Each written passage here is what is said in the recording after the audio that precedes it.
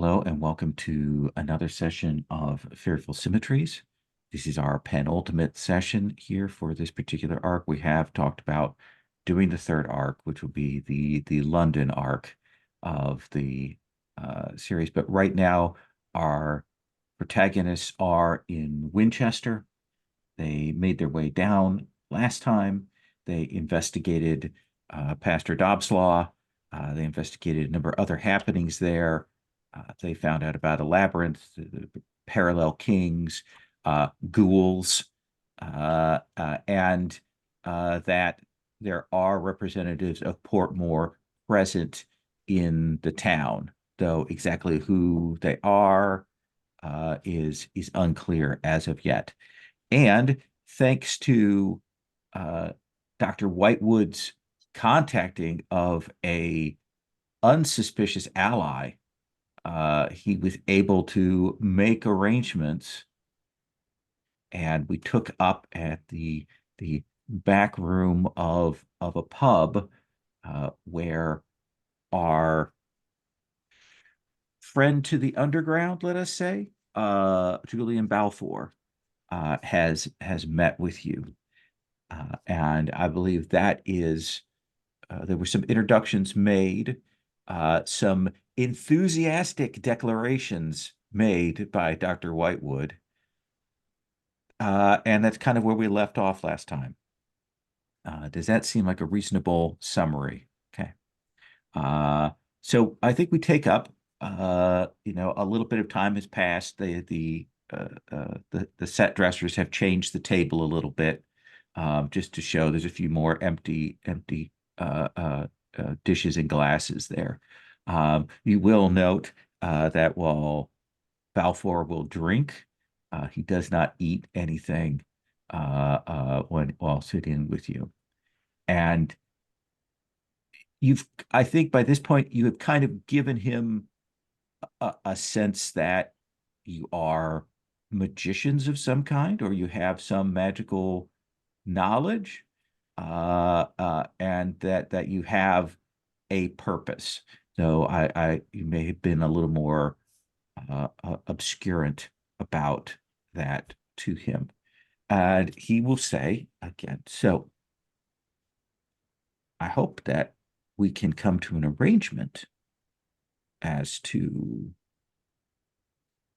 perhaps I can help you in what your project is here in Winchester, and you can aid me in ways that there are things that I cannot do.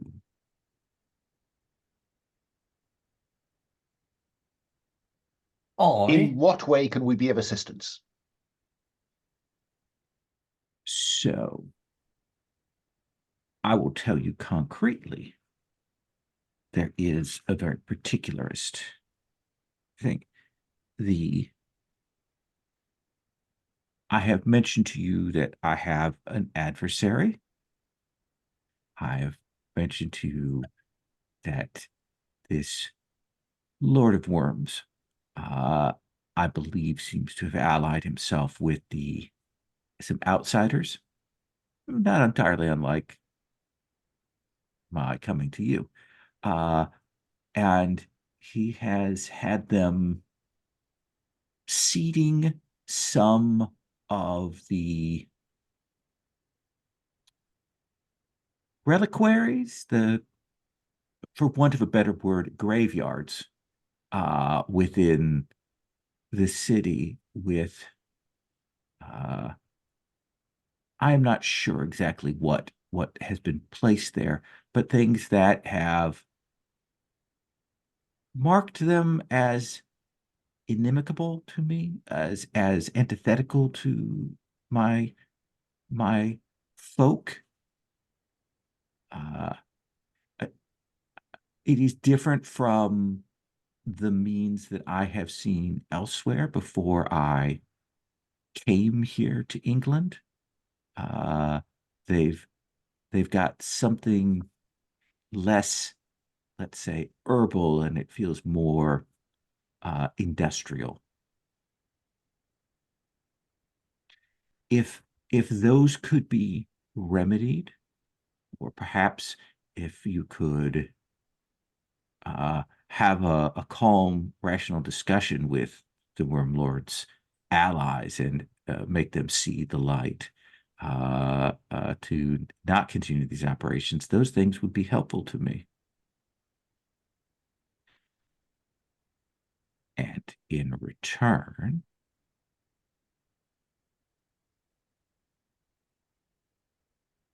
what is it you're looking for here? I think I know, but I would like to hear you say it.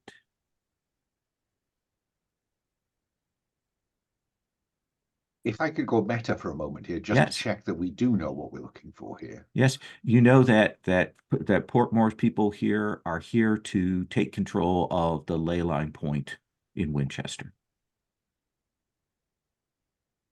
Well, that's what we want, isn't it? Because we need to break up the confluence of these ley lines around his estate. Right. Need to keep him from closing that circle. And then you need to make your way to his estate. And to kill him. Deal with him, Doctor. Deal with him. There is only one way to deal with the likes of Portmore, my dear Wilford. Oh, yeah. And she sort of stops. And I think she goes, Leyline is of greatest importance to us. That font, that place of power, is undedicated, as far as I know, because it lies within the great labyrinth of Winchester.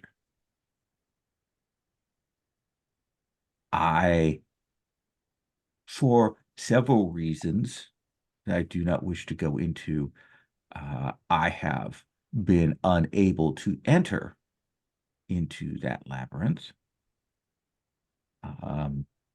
But perhaps I can show you the pathway there. It would not surprise me if that is the same bargain that our Worm Lord has made for his people. And does the Worm Lord have control over that labyrinth? No. Like me, it would be difficult for him to enter on his own.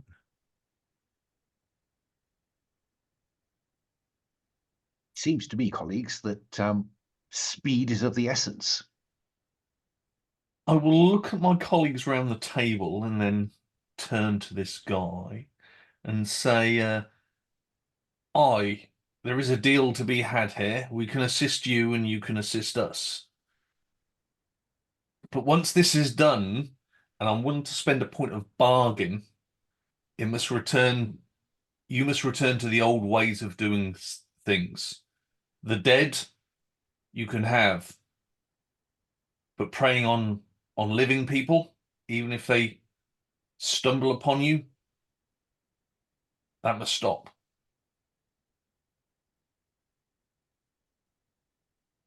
Stay to your kind underground and the dead that lie there.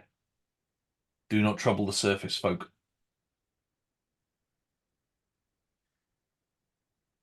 And we have a deal. And he raises his hand. He says, I understand and I take your meaning, Mr. Wilford. But understand that my mastery, my control is incomplete,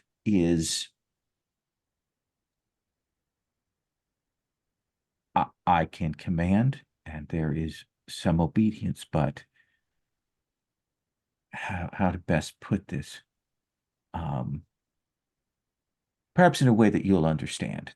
When a pie is put upon the windowsill, cooling in the breeze, and you happen to be walking by, there is a certain allure, and that sort of certain instinct that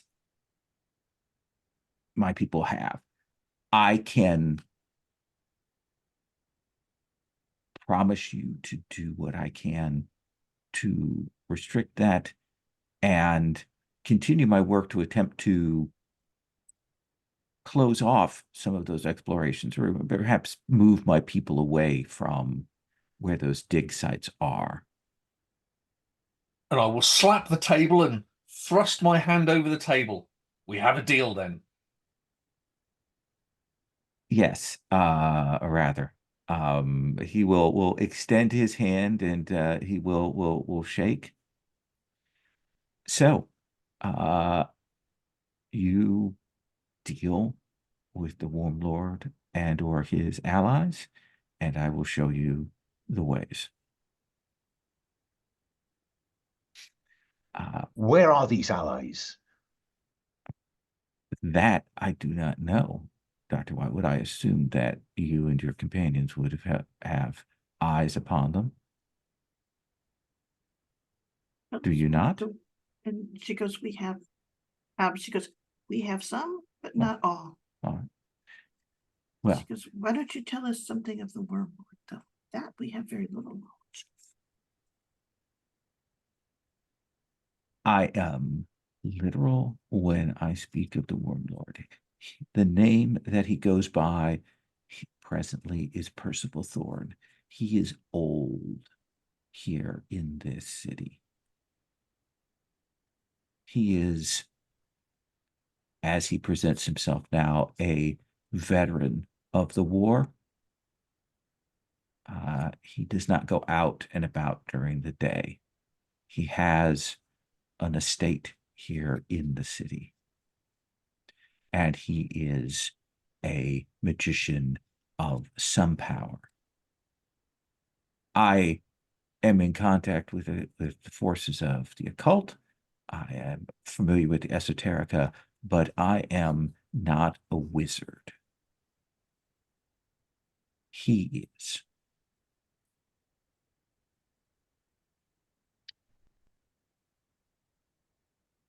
Does that help, Miss Grimaldi? I believe your name is Miss Grimaldi, correct?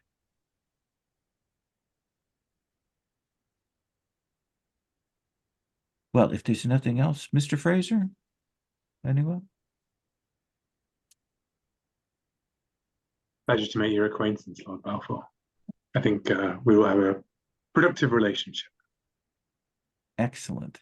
Here is my address if you need to call on me. My manservant is in my trust, so should you need anything, they can help you if I am unavailable. And he will stand, very carefully being discreet about wiping his hand at this point, after having shook Wilfred's. And he will say, I will settle up your tab, and goes over to the bar, and you see him drop a couple of notes there, which kind of get some raised eyebrows because he clearly overpays significantly for your food and drink.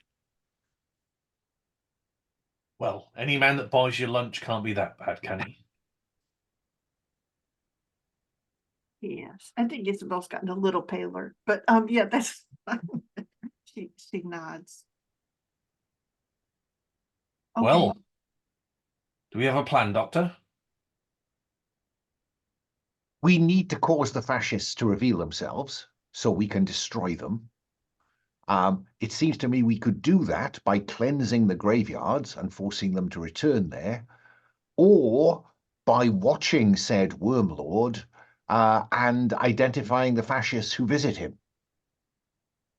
I prefer the former, for I would prefer to keep some distance between ourselves and the Wormlord.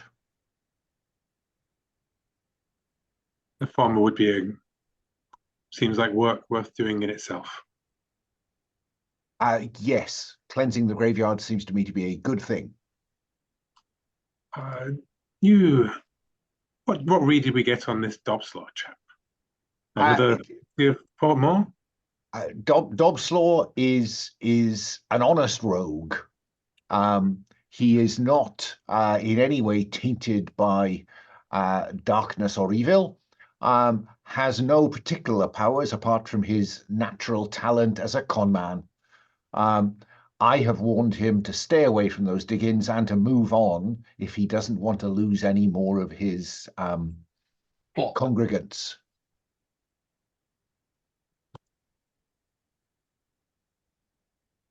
Well, then perhaps we have work to do at the graveyard this very night. To the graveyards. Well, is it daytime? It's It evening. is. Yeah, probably Well, daytime. could we not determine the nature of their pollution? Hmm. Do we Yes. need nighttime for that? No, we Well, don't. It would be better to not have it. Yes. I suggest we buy some flowers, go to the graveyard, look as if we're gonna show some respect to the dead. And I'm sure there'll be a few war graves there. And take And some cleanse them samples. so any ghoul could eat them.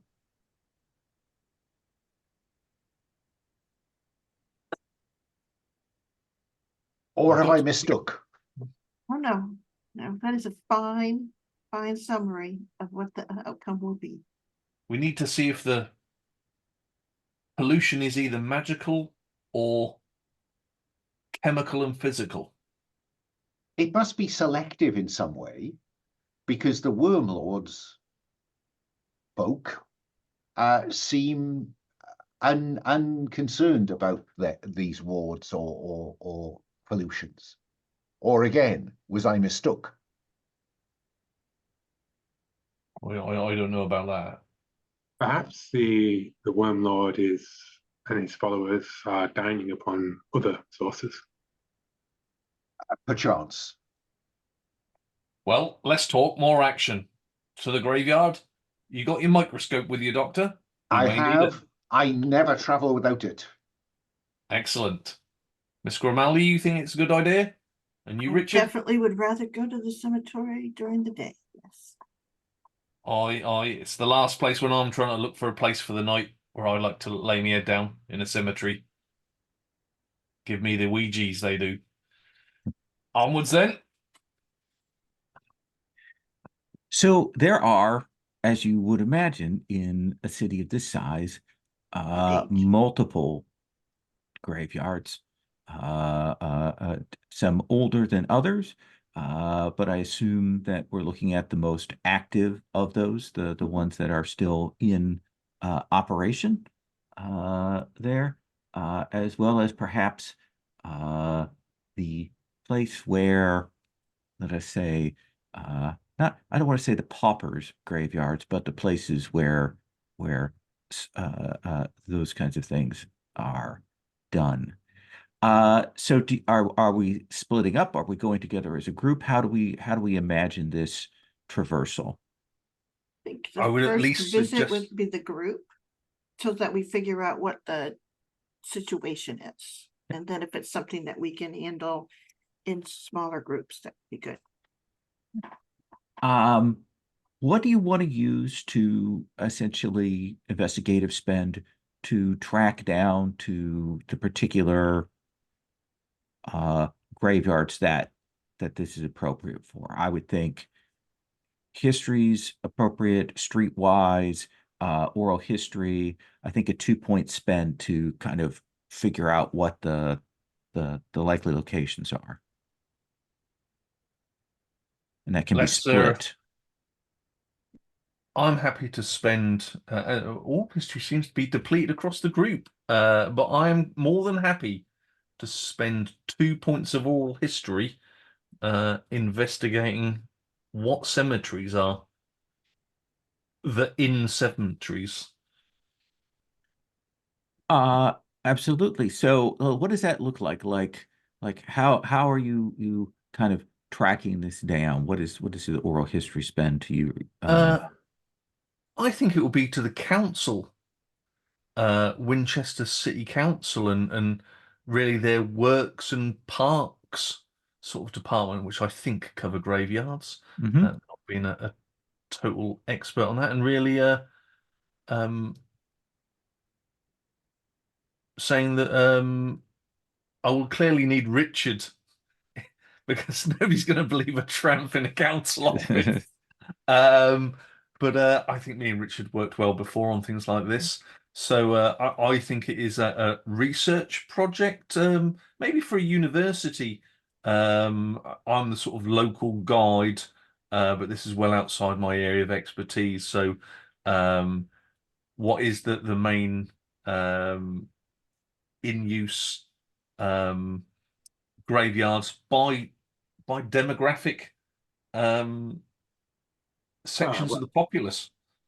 Clearly, a history of the respect of of Britain's great respect for its dead, and where better to look than Warwick? Who tends to their dead better than the city of Warwick? And you're my good man, who does all the actual digging, of course. I understand it's better in Winchester. Yes, Warwick, too far north. Too far north. Winchester, sorry. That's okay. We had a W. Yeah, I mean, I think, but then Isabella, you and I must make some separate contribution to this. And she sort of stops and says, well, we will go and check the newspaper, get the list of the recently dead. Indeed. That way we can go and get some flowers to put on the graves. But at least we will have a cover. So we will go to the florists. How about that? They'll know where they're sending flowers. Oh, yes. So I think there are multiple active cemeteries. Many of them C of E. There's probably at least one Catholic cemetery, I would imagine, and some other general one. I don't know how that functions in England of this period and how religiously strictured the graveyards are. But you will find, let's say, a handful of them that are the most active. They've had funerals within the last week. They seem to be active. They're getting people in the door. So I do think there is a chat between Richard and Wilford, and on the city council, the person who deals with like tracking land and things like that. This is probably exciting for them to actually have a chance to show you a map of Winchester and talk to you perhaps a bit longer than you would like about the processes for this and how the city grants lands and how they're trying to move more of these things outside the city limits because there's unlimited growth here in Winchester itself. It is a city of the future. And you'll be able to track that down. I think we'll cut to a scene in now probably late afternoon, assuming that earlier bit happened at lunchtime. So we are getting on somewhat to dusk, and you will find yourselves in one of these graveyards. And how are you tracking what has been done? Wilford made the previous spend. What is being done? Is it a question of tracking? Is it a question of magical sensing? What do you think is appropriate here? I'd quite like to unleash the microscope, as I always have it with me. Okay.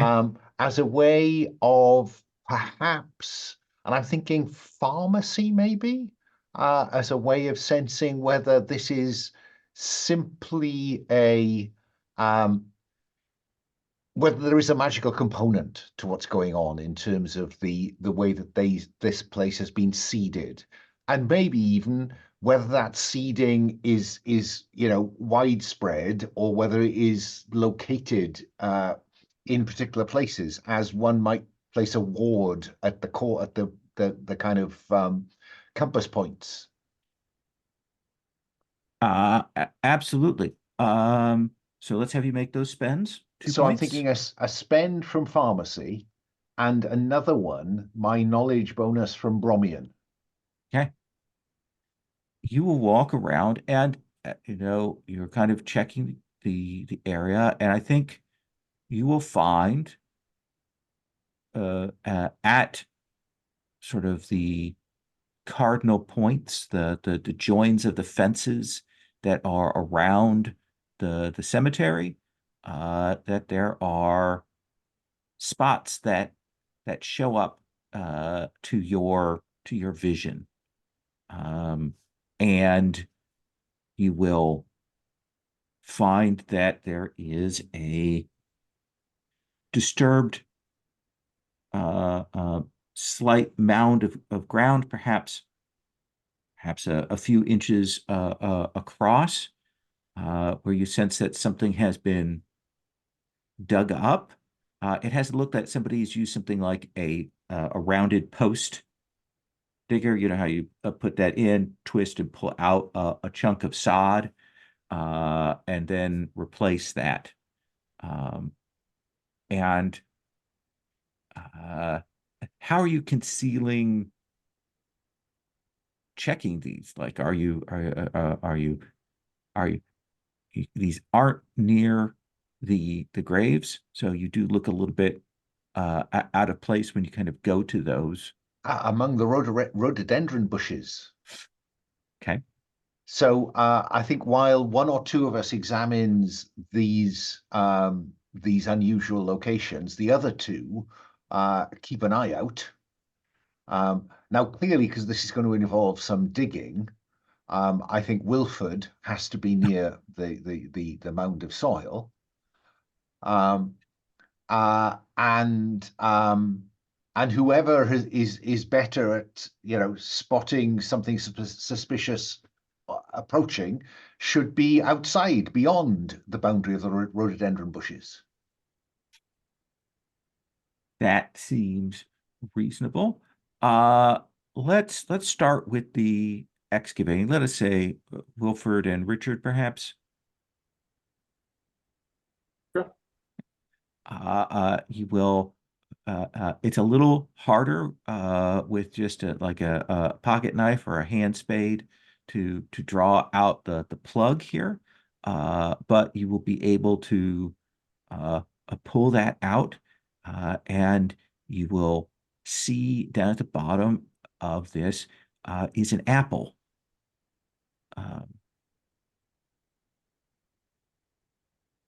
And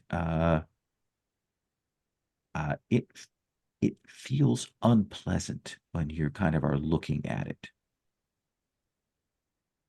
Stay back, Richard. That ain't right.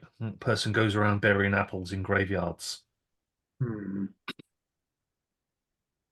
Something almost biblical about it, but rather inverted. Can I? I've got an idea, Richard. Let me go to the groundsman's hut and borrow some equipment. I You need would. some cash, perhaps, Wilford, to grease the wheels. Well, and I'll just toss in my purse, and you can credit rating if it comes to that, basically. Okay. Yeah. Yeah, I would like to go to the groundsman's hut, and as you said, we haven't got much equipment-wise.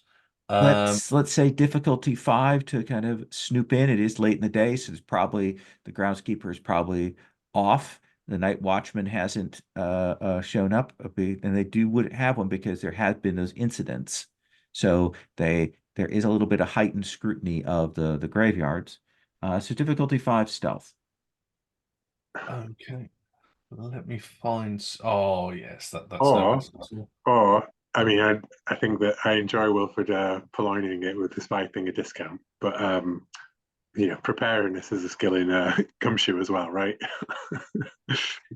It is, but I've got a boatload of stealth and not much preparedness. Okay. Well, I bet across the three of us, we have an enormous amount of preparedness. Well, let's Oh, have yeah, Wilford. Let's have you roll.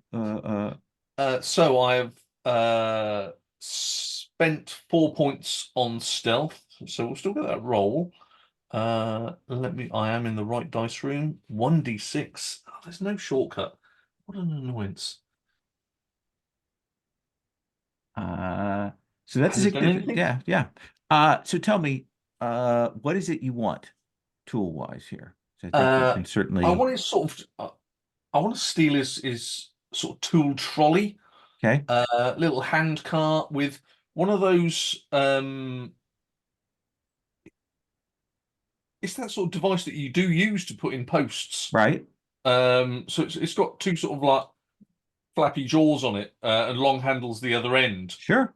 So we could use that to probably pull out the apple with a clod of dirt round it, rather than have to put our hands down there. And I think it would, just in case somebody comes along, it would add to our officialness as workers in the graveyard. Okay. Yeah, so Well, you can I will, just be clear? A worker and Yeah. 3 supervisors. Yes, this is where Britain will become great again, because Yes. you only have one worker and 3 supervisors is what he needs. Exactly. It's all road workers, ground staff. It's de rigueur. Isabella and Dr. Whitewood, Yes. I would like one of you to make a sense trouble roll, Sure. essentially to draw off anyone who might be observing, watching, Could we wondering. each make a Yeah. contribution and then Isabella can roll? Or is that not the... That seems perfect. Oh, okay. I'm very happy to put 2 in the pot, Okay, Isabella. so Okay. Isabella, you already have a +1. Okay. So let's see here, and then I need a sense trouble of what, 5, you said? Or Yeah, what? I think so, because of the heightened Okay. awareness. Okay, so I will put 3 more in. Oh Okay. God, my dice are so bad in this game. Yeah, tonight. so roll with +4. Spend those Okay. resources. And then the hard part, going to the roller. Okay, here we go. My apologies.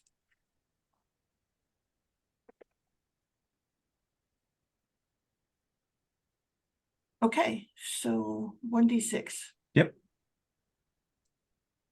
The unkindest. Oh, 6. 6. So I think it is that there are, like some people who are out and about who, you can easily track are not, looking for anything, but there's at least someone you think maybe a plainclothes Yes. who is, walking the graveyard, that you can essentially, you and Dr. Whitewood can run interference, so he won't. Yeah. I'm essentially an American, and I'm looking for my great aunt's graveyard, and Professor Whitewood said he would help me. And he's clearly like, she kind of goes like, I brought him to get him some air, is very much what it is. Because he looks a little, yeah. So and essentially she asks, like, does he know where? And she actually names a name on a grave that she saw that was sort of out of another thing. That's what she's looking for. Absolutely. And you can draw this person off very easily, with Dr. Whitewood sort of following in your wake as you American this person. Richard, Wilford, you will get this apple, you will lift it up, kind of drop it into the cart. You can see that it has a slit in the side that has stitches. And you can see that as it's kind of sitting there, you'll see it's not still. There is a motion, a roiling beneath the skin of the apple, like some kind of worm inside there that is just moving beneath the skin.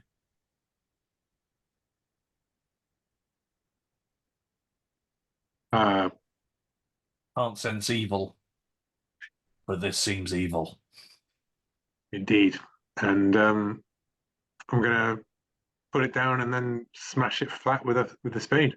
Okay. It gives. If you ever had an apple that you picked up, and it looked solid, but it was not, and the softness absolutely gives. And this thing gives, and there is inside that will get squashed. It's almost like a tapeworm. It's so long inside of this apple. But the other thing that you will see is at the center of this, like the thing was slit, and inside of it was pushed a almost jet black acorn, and with the cap on, the worm thing, when it's exposed to light, immediately dies. You might even hear a tiny like squee sound as it goes. Can I have both of you make a difficulty 4 sanity check? I think this is freaky enough, or stability rather. Yeah. Difficulty 5. Wow. Quite a lot. Difficulty 4. Difficulty 4 for a 2-point potential cost for failure. Then I will spend 1 stability point.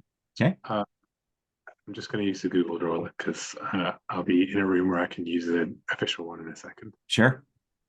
I will spend 1 point as well. Let me Okay. knock that down.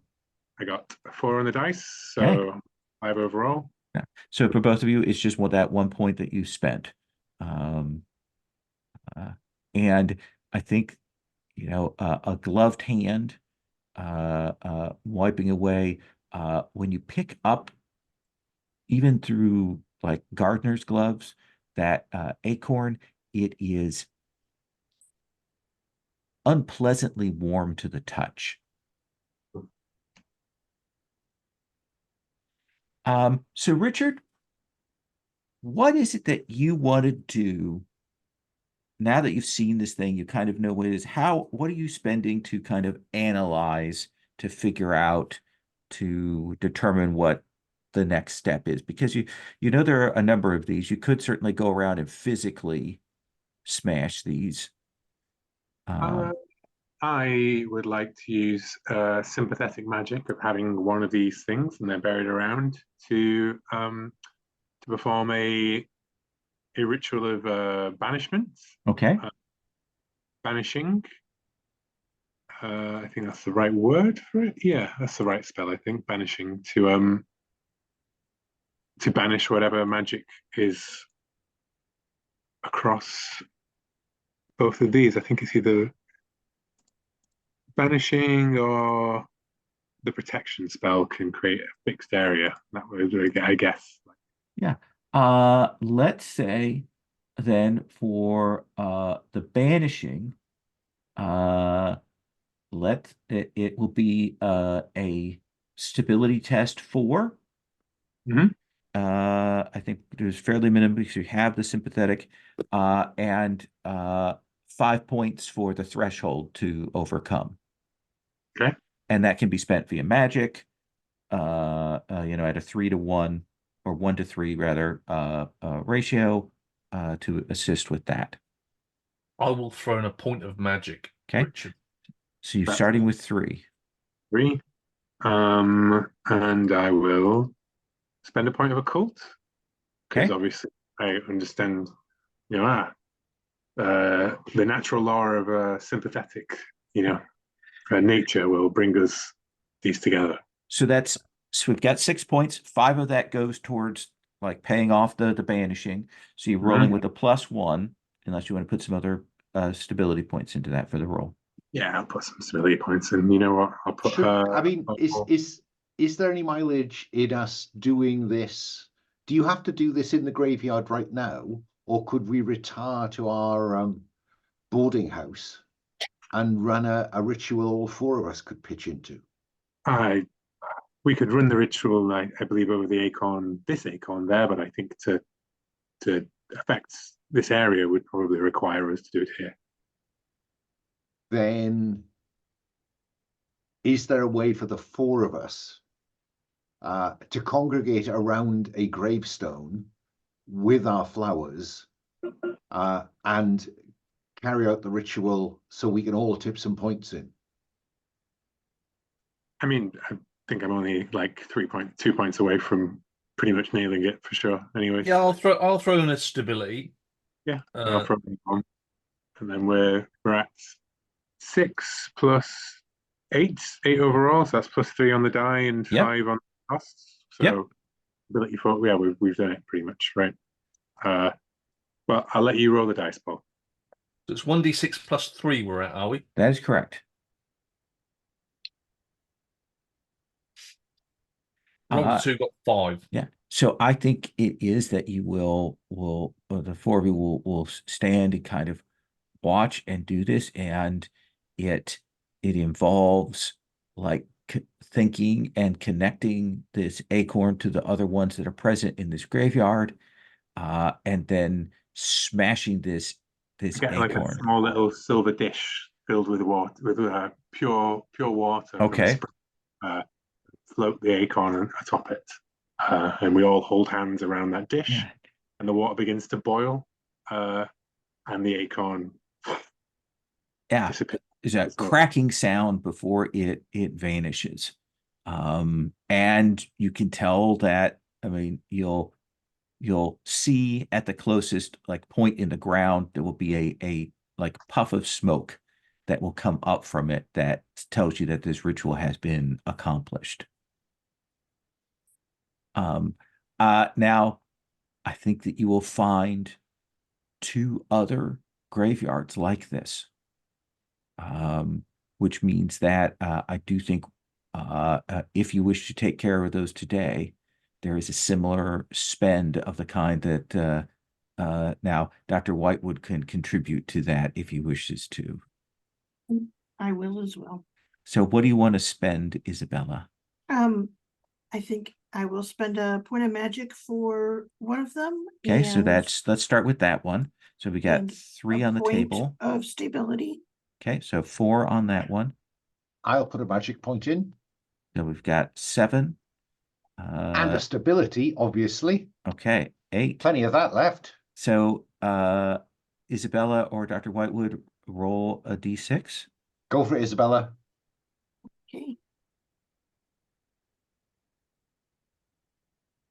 6. Perfect. Awesome. I think that it is this time when you're doing that you get a small vision of the tree where these acorns came from. And I know that there have been warnings about the tree before, and Portmore's estate, and I think that you will have a flash to that and know that these things came from there. And then one more. I think this one is difficulty 3 rather than 4 because you've done this twice before. So resources.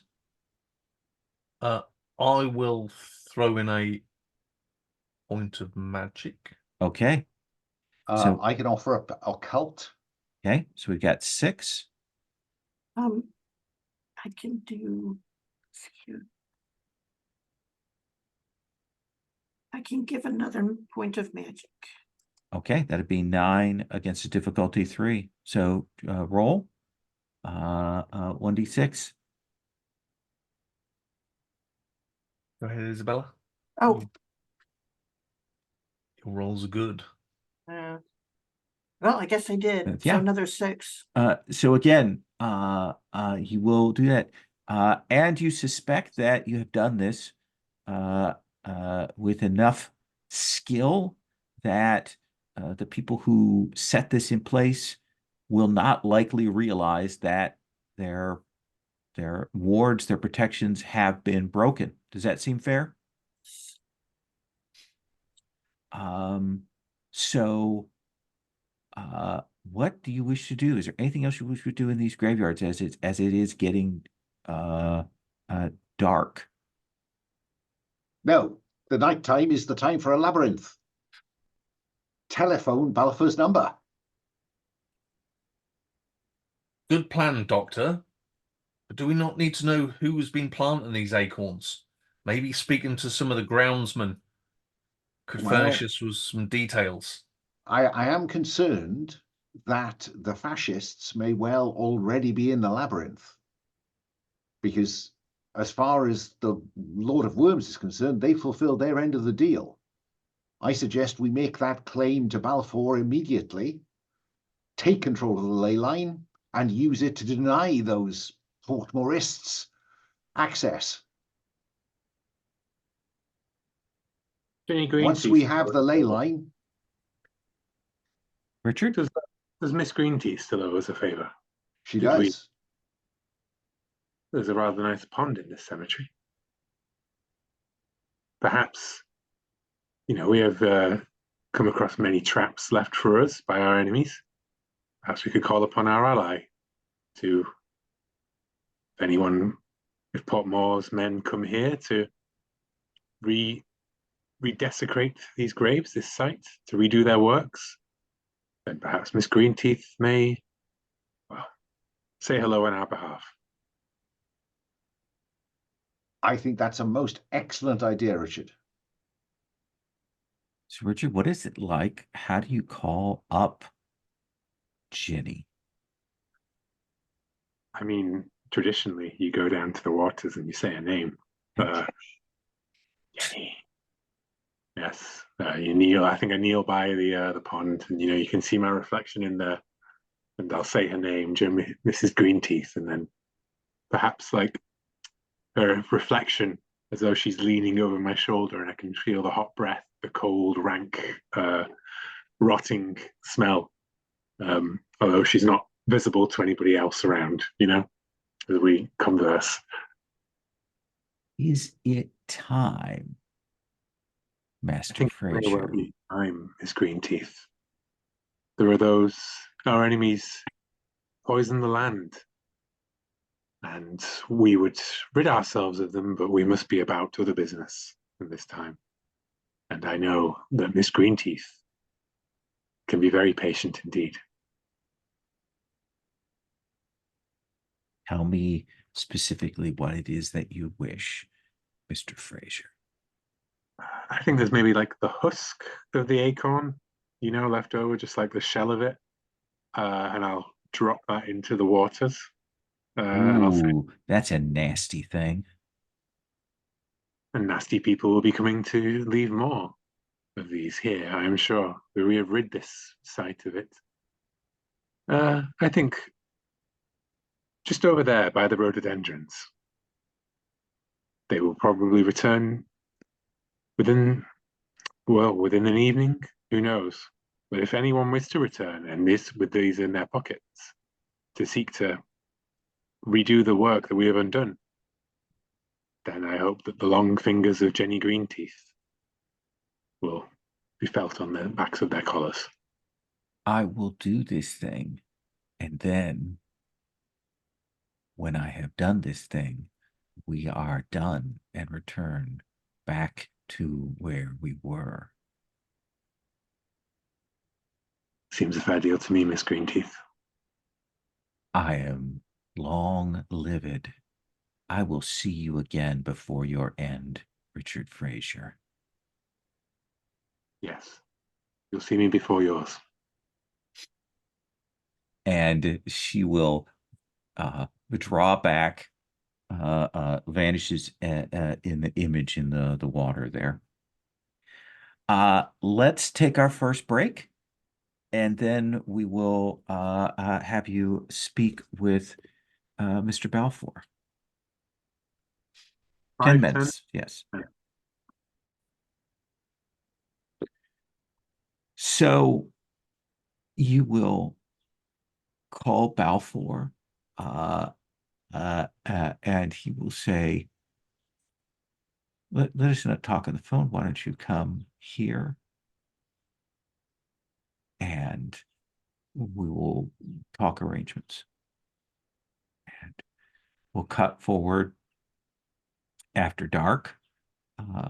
And his house is an old stone kind of monstrosity that is particularly ugly. Has a kind of a like there's a certain craft and art to the other houses you've seen and estates and things, and his seems to have been chosen with no craft. But he will come, and I have a picture for you of him in the NPC tab, by the way, there, so you can see what he looks like there.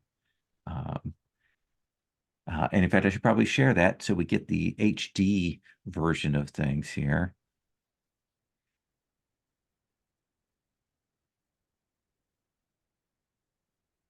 He is a charming fellow with beautiful gleaming teeth, wide smile.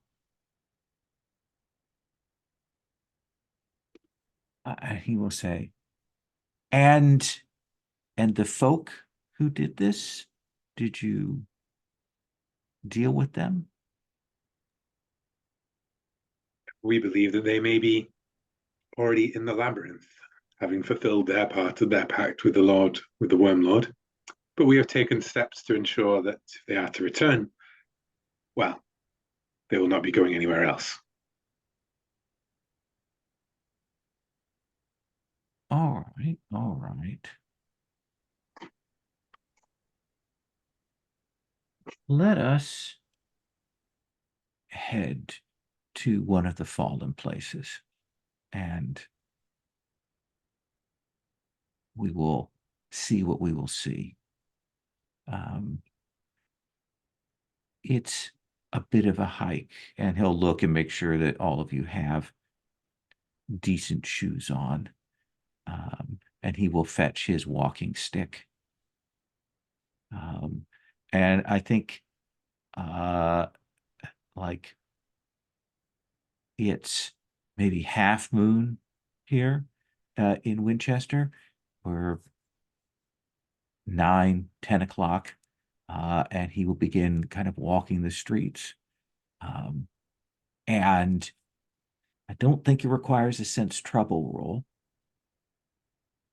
but I do think you will definitely get the sense as you are walking through that you have an entourage,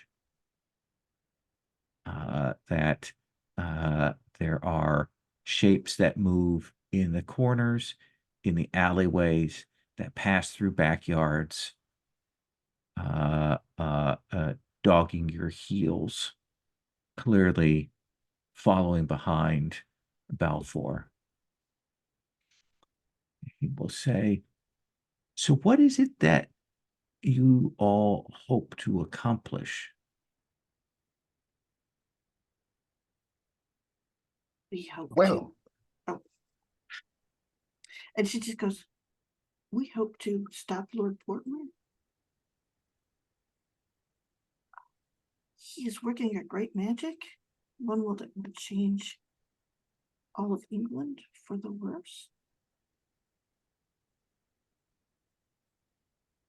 And she goes, the fascism that he would envelope this land in, it's a terrible thing. And she kind of says, a terrible thing of the living among the living. His particular brand of fascism is merely extraordinary because it has gone out of style here. We don't talk of these things in this way. There are always those around who have an ideology and wish to impose it on others, and there will be more, and there will always be blood.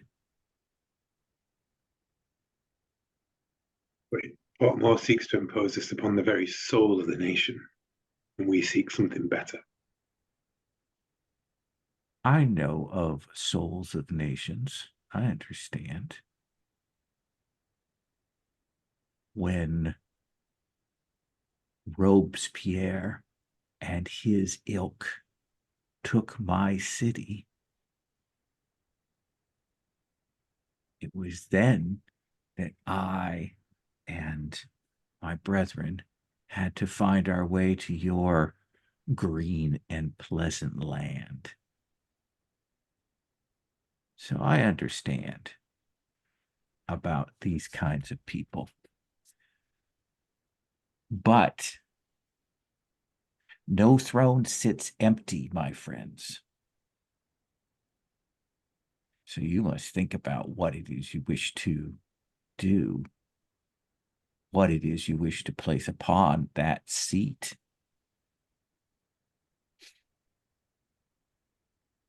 Some of you, and he'll look at Wilford, Richard first,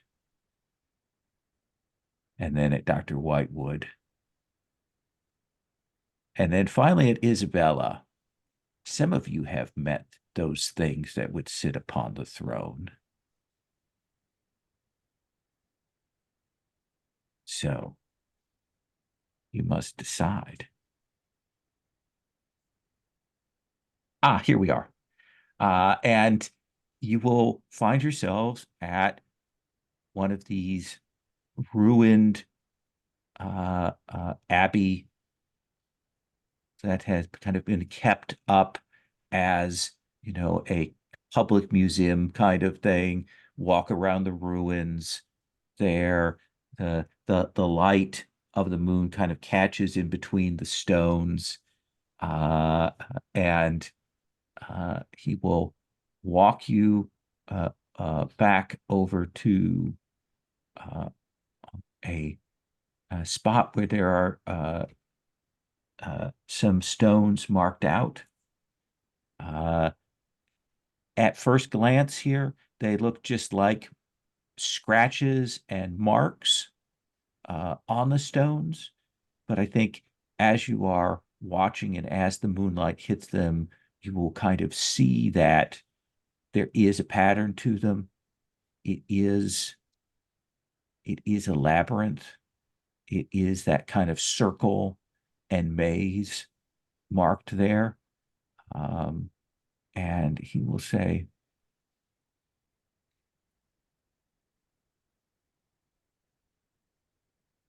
I could go with you. That is, if you wished me to. But I think that you have different intent, perhaps, than I do. And I fear that should I go along with you, there would come a moment when our interests would diverge, and I have no desire to be killed by the four of you. So, as someone who enjoys self-preservation, I will open this doorway and leave you to it, and I will wish you the best of success. Let me give you something, Mr. Fraser. And he will reach in his pocket and he pulls out a chain with a marker on it. And you can tell, like when he hands it to you, it's heavy. You can tell it's made of lead. And the bit at the end, the like little medallion, is kind of flattened and unmarked and lead as well. And he will say, I know that you have been up and about to the other places. This is, should you need to go quickly, I give you this. Place it where you wish and put your hand through the loop and take grip of what waits on the other side, and you'll be drawn through.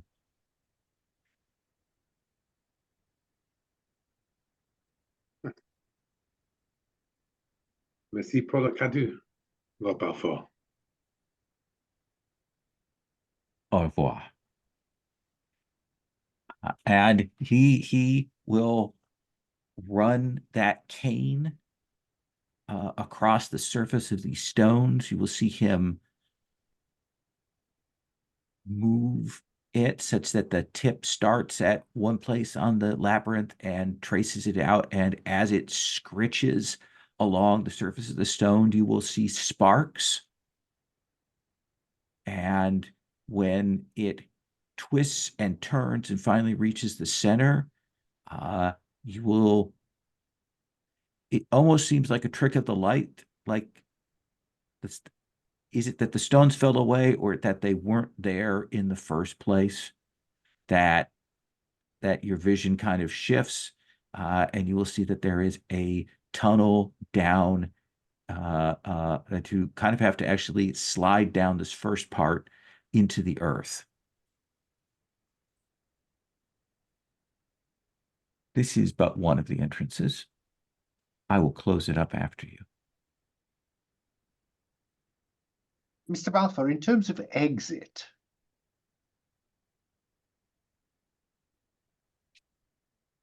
Was there a question there?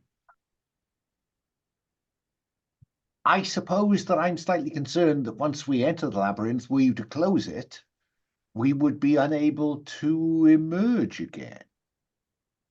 Or is there something I'm misunderstanding?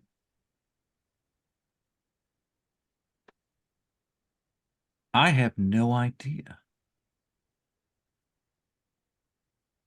We must master it, Doctor. We must master the labyrinth, as we must master our own destinies. Indeed. Set your mind to it, Theseus. Well, yes, Ariadne's twine is coming to mind. We used it once in the labyrinth, didn't we? Didn't we use it to find our way to the Fey realm? You may have, Not you get may lost. have used it in the one that I wasn't around with the toxic Toxic trees. trees and everything. Yeah. Can't remember. Yes, you did. The trees formed a maze that was difficult to make your way through. That was the one that Richard wasn't here for, I believe.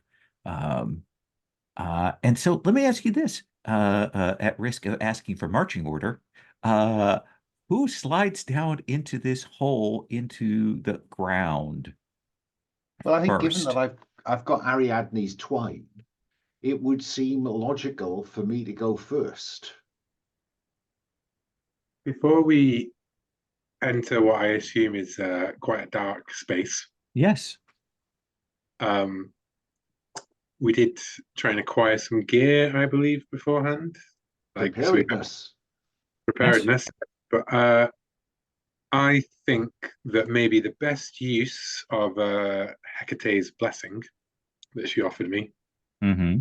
be to bestow us all with the power to see without such aids, to pierce the night in the darkness. You know, I will call upon Hecate and I will say, "O Lady of the Night, Lady of Midnight, please shine the moon upon our eyes and our eyes alone, and let us see without light here in the darkness as we seek to restore nature's to your ways." Make a simple spend. What do you think is the appropriate investigative spend here to invoke this? I think, you know what?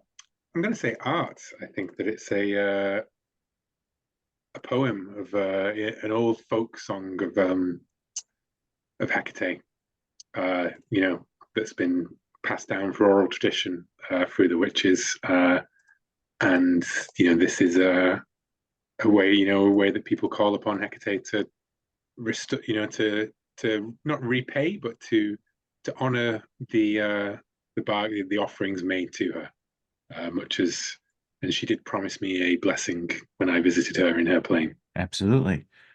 The vision is imperfect. It is like watching an old black and white analog television, like watching old Doctor Who episodes from the very first era, that weird sort of wobbly fuzziness as you go down, but you can see into the dark. All of us? Yes, I'm Cool. going to say, Okay. yeah, it only makes sense, that blessing for the group, because there's a little more complex here. Are you, Dr. Whitewood, casting Ariadne's Twine on the group or on just yourself? Well, I think I can only cast it on myself or another. But it's cheaper this time round because it's a subsequent casting on myself.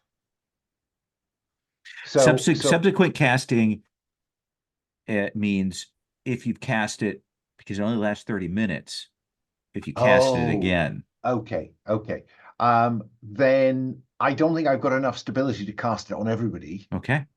So I at the risk of falling into the where's my 10-foot pole, I do think we need to find some way to ensure we are physically secure to one another. I've got stability to spend. Have you got Ariadne's Twine? I can undertake it with you, perhaps. You lost me. Well, you draw upon my power to, I give it unto you. I mean, can I prey upon others' stability? I hadn't realized that was a possibility. Others can give you. It is a essentially an assist. It works like other assists, where if Will gives you 3, then you only get 2 of those 3. Okay. Yeah. Fine. No, I mean, if anybody wants to throw some stability in the pot, I'm happy to accept it. So that you could cast it for all of us? It's 4 stability the first time that I cast it on myself. Yeah. It's 3 stability to cast it on another. So each of you would have to give me 3 if you wanted me to cast it on you. And to be honest, you'd need to give me some more for me to successfully cast it on myself, because I am difficult to believe, Isabella, but I'm not as stable as I was. She smiles because you're very very perhaps generous. like in the Madman Lives Through the Labyrinth. Yeah. I have it as well. Oh, there you go. Then no, I'd very happily follow you, Isabella. All right. So, Isabella, Yes. it will cost you 4 stability to cast. Yikes. And then the difficulty test, you have physics? Yes, you do. All right. Yes. Okay. So if you make a physics spend, that gives you +3, but it also reduces the difficulty down to a 4. Okay. Yeah, then it seems like I'm a good person to do this then. Okay, so I would take off those stability points. Ouch. Okay, so let's start with this. So you've got 3 from the physics spend. Mm-hmm. Right now, you need you need some more. How much do you want to spend? If you want to be certain about it, you would need to spend another 4 points. And you can do that by magic, by occult, by more physics, by...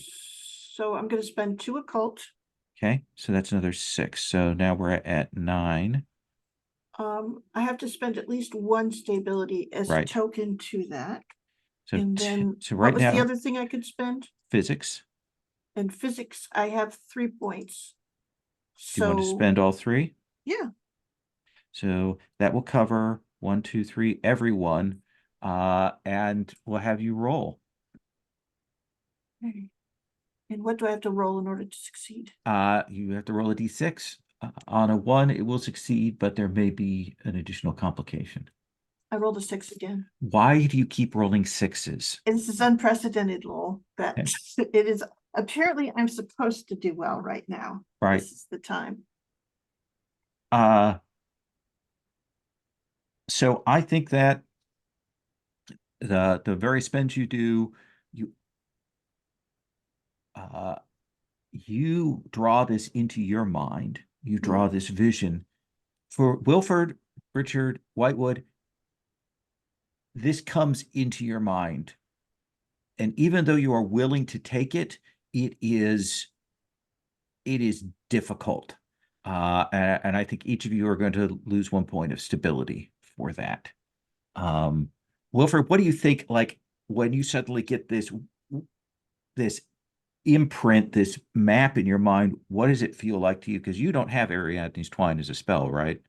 Yeah, I don't have it as well, so I think it's sort of a building pressure in my skull, and then this sort of vision of this map, and you sort of see me look up in the air, and it's like, I see it.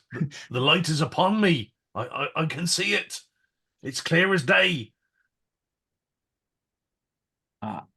And I think, given the 6 roll, which means you get a boon, I think we will consider that rather than the sort of the 30 minutes duration, this will last until you exit this particular labyrinth.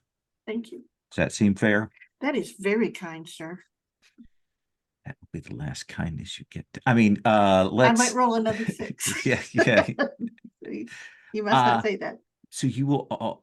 Well, then, Isabella, do you slide down first, or do you? Yeah, I think so. Just Okay. because I'm probably the first to kind of completely come around from the spell. She goes, well, I think I see where we need to go. And I think she does turn to Belfour and she goes, thank you for your assistance. And He's taken a step back because that was a fairly potent incantation that you just did. And he says, well, yes, all right then. Best of luck to you. appreciated.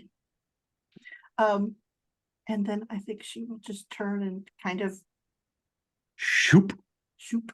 down. I think that I want a simple athletics test for Okay. getting into here. All right. So what difficulty are we looking at? Difficulty 4. So I will spend 2. Then this is when I will roll badly, right?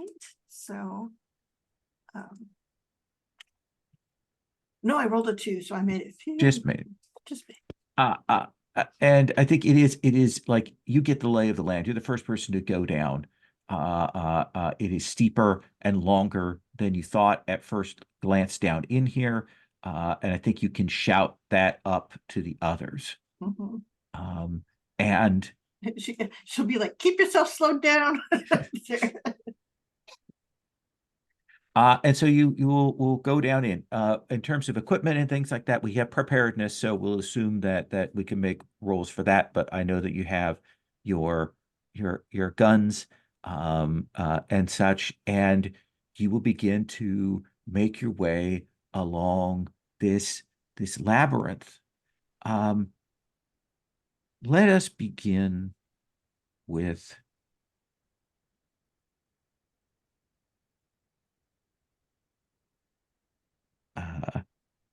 Richard. Tell me, what do you imagine this labyrinth tunnel below Winchester, old, Maybe it's in different portions. Maybe it has changed over the years. What is it? What do you see? What does it look like as you walk your way through this tunnel? I think it looks like an old Roman aqueduct, going deeper and deeper in, with their pictorial sort of like artwork, faded, rimed with dust and dirt, but preserved down here. The water that once wound its way from an aquifer somewhere, long drained and gone and desiccated. And it is unusual because it does turn in a way that you're unused to with having, seen pictures and illustrations of it. It curves through here. You hear sounds that kind of echo throughout. And Richard, there is a bit as you're walking along, and you will hear a voice, and you realize for a second you haven't heard this voice in a long time. Not for a while, but you will realize that it is Los, your Zoa. Yeah. And it says, how do you honor the king to be?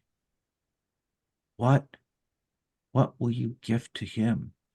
Will you be a court gesture? Will you be an artisan? Will you be a poet? What is it that you will give to the king that comes? My art. Language. A voice to speak.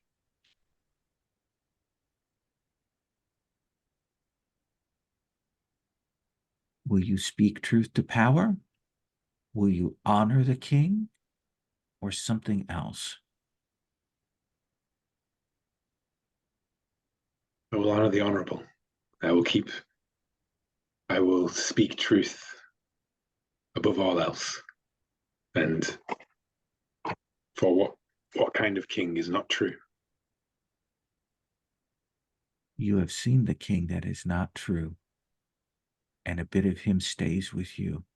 That is the worm at the heart of the apple, is it not?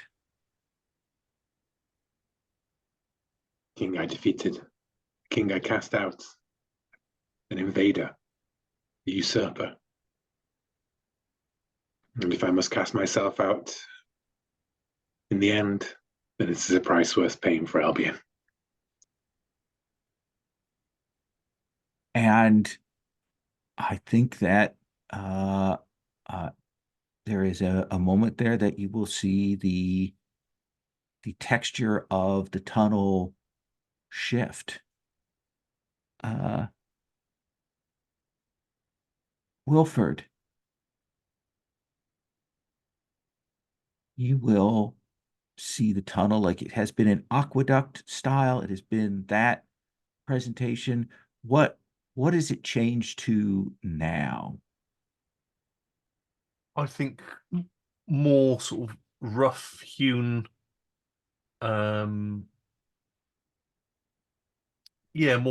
sort of carved out, maybe by, well, hard to say, but maybe not the hands of man. So it's not sort of constructed. Something is tunneled it out. Mm-hmm. It has. I mean, you're a laborer. You know from tunneling and digging and so on, and this is unlike anything that you have seen before. It probably gets a little bit tighter. It's more uneven. There are probably some spots where you have to stop and turn sideways. And there is that sliding along, feeling the press of, in front of you and behind you, and the people in front and behind, that moment, that sort of bit of panic. Have you ever been a miner?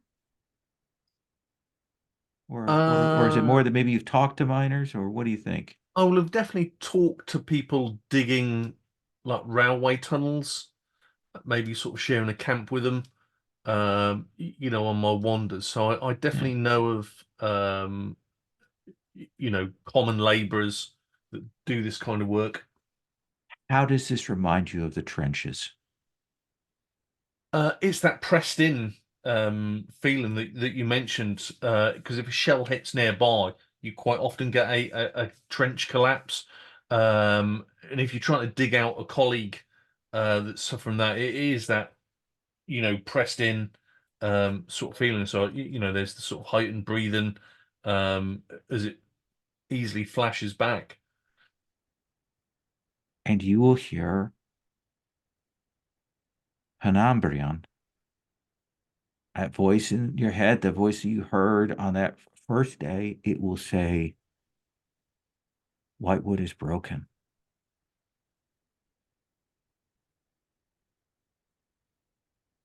He healed me once, so I aim to do the same for him. There is, he has lost a quality of mercy, of pity. Will you be his conscience? I will. I will put him on the path straight and true. Promise that you will interpose yourself if it comes to that, if he threatens the innocent. Of course I will. There's no question to be asked. He was once a good man, and I'm sure he can return to it. If he cannot, he endangers Albion. He does, but it will not come to that. He will turn back to the light side. And I think that's when this sort of the tightness of this heart that you've been moving along will open back up. And if I kind of get that lung full of good air there as you move along, there is that probably that pause as all four of you come out from that. And he will move forward, and there is again a shift. And Dr. Whitewood, what does this next part look like? How is it different from the previous two? It's impossible, but that doesn't mean it's not true. The walls take on a certain reflective character, but because they're not smooth planes, they're distorting, and so the image that is thrown back at us is us but not us. It is that I picture from the Last Jedi, that looking into the kind of the mirrored surface that echoes on both sides, that kind of goes through. But again, fuzzy, black and white. You will see yourself in there, and you will hear in the kind of sharp, precise, received English tones, Bromion, and they will say, what is your failing? I may be too committed to Albion.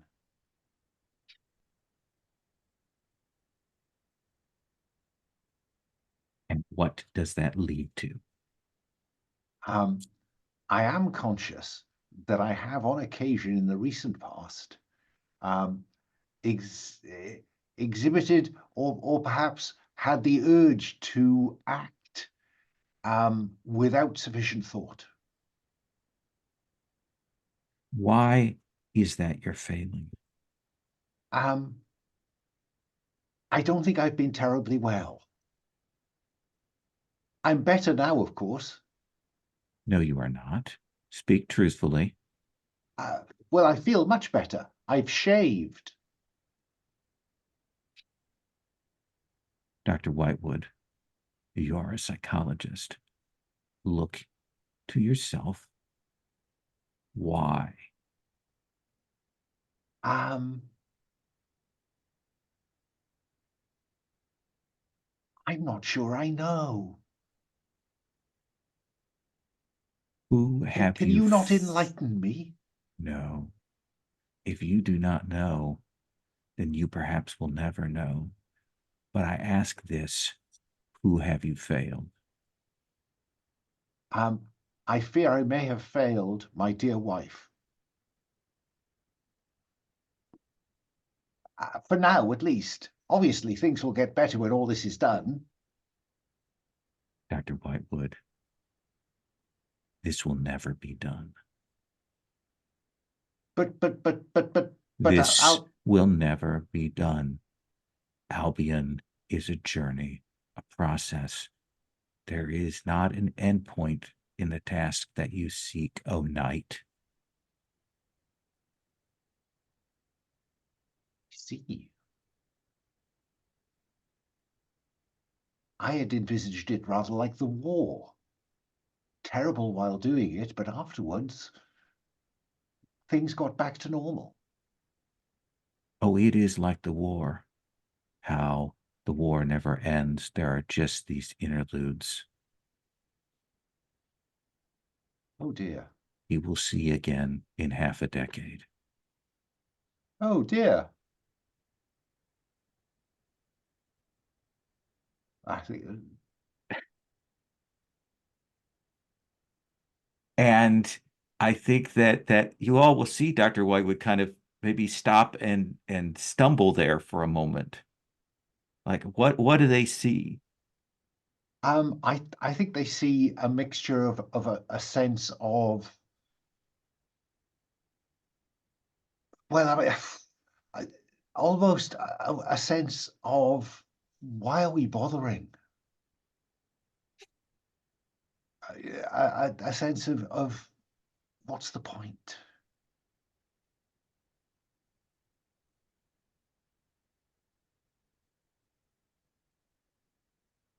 It's silent in the tunnels. No one says anything.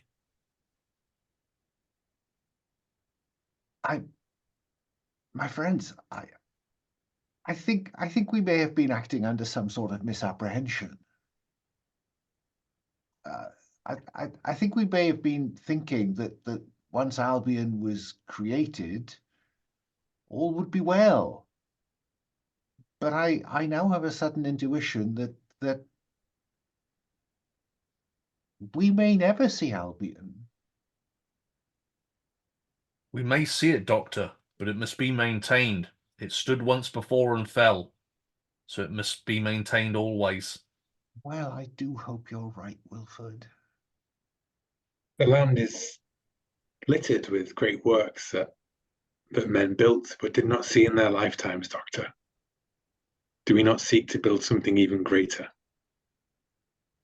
I suppose so. We at the very least have to make sure that tomorrow is better than today. That is part of the journey. Now, Miss Grimaldi, that is a very hopeful thought that I think I will cling to. We'll cling away. Tomorrow will be a better day. Tomorrow will be a better day. Tomorrow will be a better day. Isabella, what is the next form to these tunnels? Oh,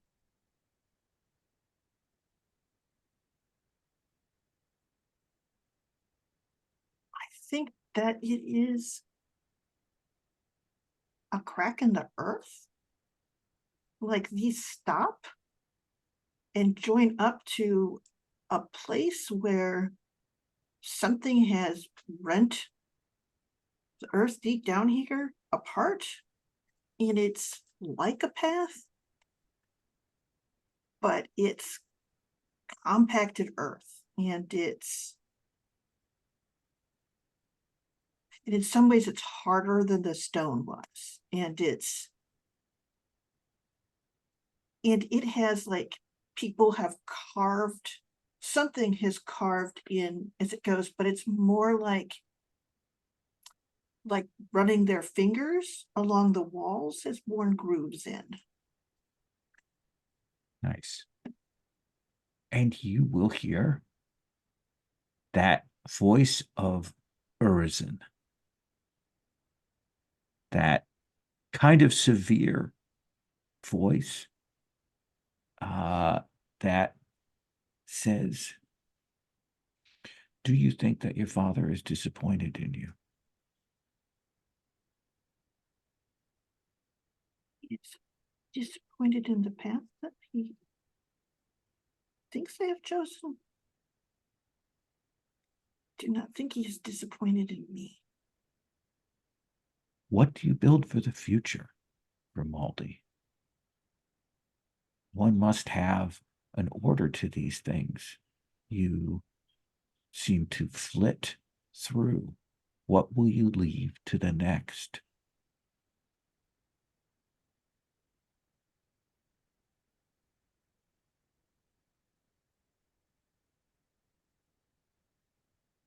She stops and she goes, I will leave them a chance. I will leave them the tools. I will leave them maps.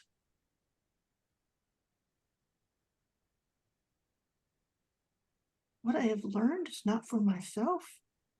Do work with others.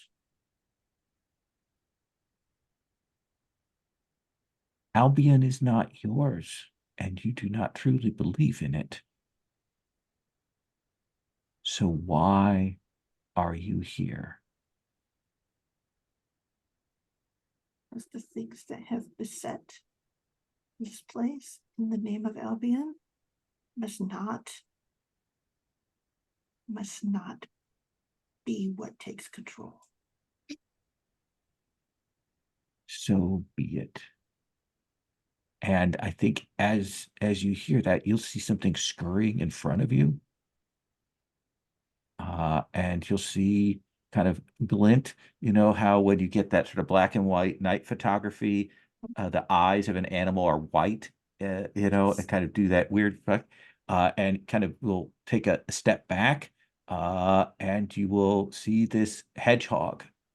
And it kind of looks up at you, and it scurries forward, and there is a branch, and the map in your mind says to go to the left, and the hedgehog goes to the right. You say, I think that I'm going to follow the hedgehog. You all can see it, right? Yeah, I think you all can see it. Oh, we see the hedgehog. Let's follow the hedgehog. And you will do that. The tunnel kind of shifts a little more uncertain, and then the room opens up. And it is a chamber. In some ways, it reminds you of the chambers of the Red Dragon, that great span and space. And you will see that the floor is weirdly shaped. It is a spiral that you realize has kind of an up and down, and you realize is coils going around and around in the center, you will see a basin tarnished in copper, kind of seated there. The coils of the floor kind of come up in the center, and there is an enormous shard of crystal. And there is a figure inside that crystal, berobed human, wizened inside that crystal. And I think that's when you hear the first gunshot from Portmore's men. Let's take 5, and we're going to come back.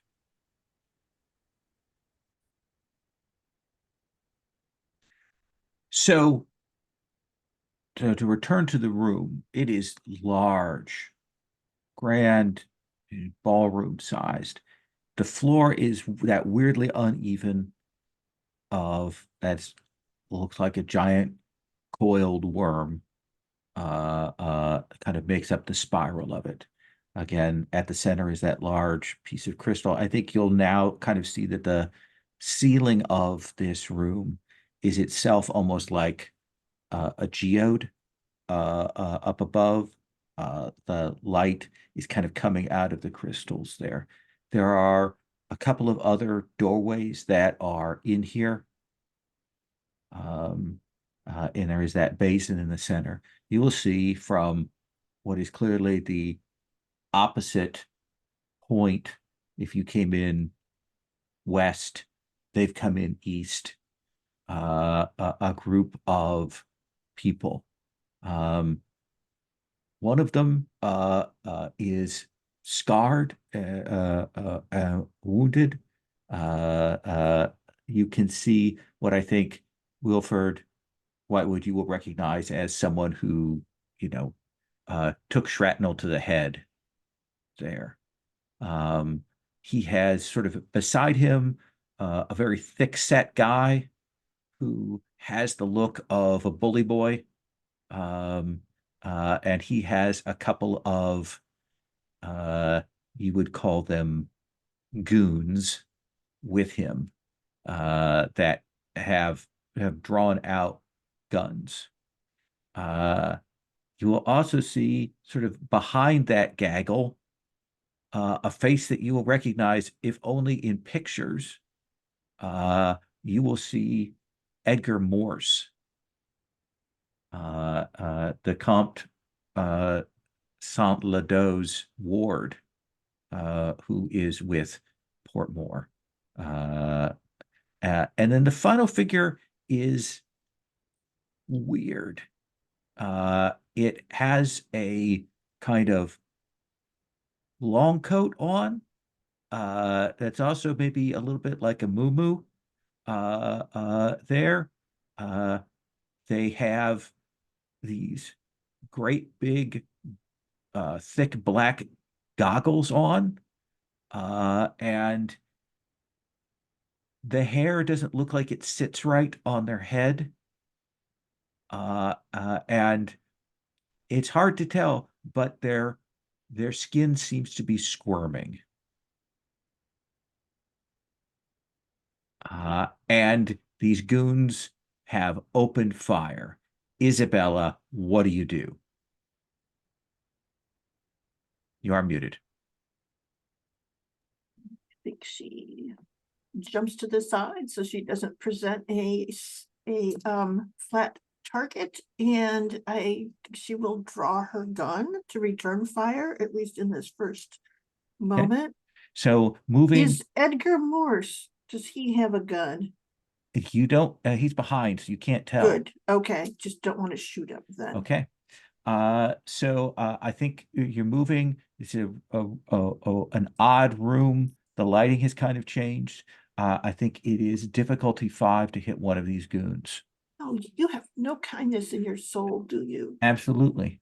Okay, so I will use 3 of firearms. Okay. And hope that I roll okay. Am I on the right thing? Yes. Okay. I rolled a 2, so I So just hit. you will just hit. Please roll me a d6. Apparently I roll in 3s. Well, Yes. no, here I got a 3. So Yeah. 3. So yeah, he will hit one of the goons, wing them. They are still up. They are like moving. You can tell, I think, that they have a little bit of firearms training. Like they are moving and not standing still as they fire, not unlike yourself. All right. Richard.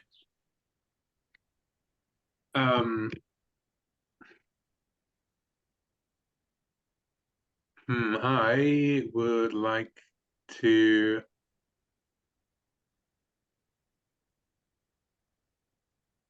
fill the room with I'd like to create an illusion. Okay. I would like to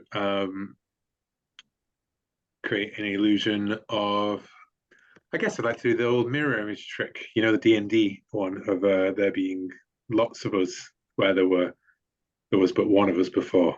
I'd like, and then those mirror images to run in different directions within to draw their fire and to not let them, you know, so they can't work out which one of us is which. So let's say we'll increase the difficulty to hit you by a point. Does that seem fair with the successful roll with this? Yes, and I'd like, so I think this is a stability test of 4 according to the it just needs to be sight, it doesn't need to be touch or anything else. I think at that point, gunshots going off in a, you know, large but enclosed space. I don't think anyone's going to be hearing much either. I think it's just sight, so that's just the same 4. Okay. So it'll cost you 2 stability and a stability test of 4. I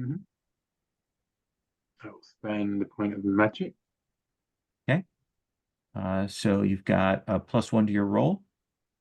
And I will chuck in. Do I have to declare the cost before I roll? Because I can make a pool to oppose, basically. Well, right now we're just doing it. I'm not going to worry about the disbelieving. This is just going to be a continuous difficulty increase, I think. How much would it cost to get all of my companions included in this illusion?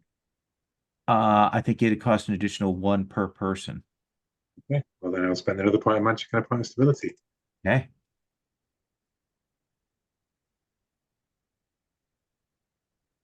So you're still rolling with a +1. Yeah, and I'll add another. You know what? Stability is there to be spent. I'll have to change that to a +3. Okay. So roll. Okay. Oh God! Now I'm on a computer that can use it. I've lost the connection to this.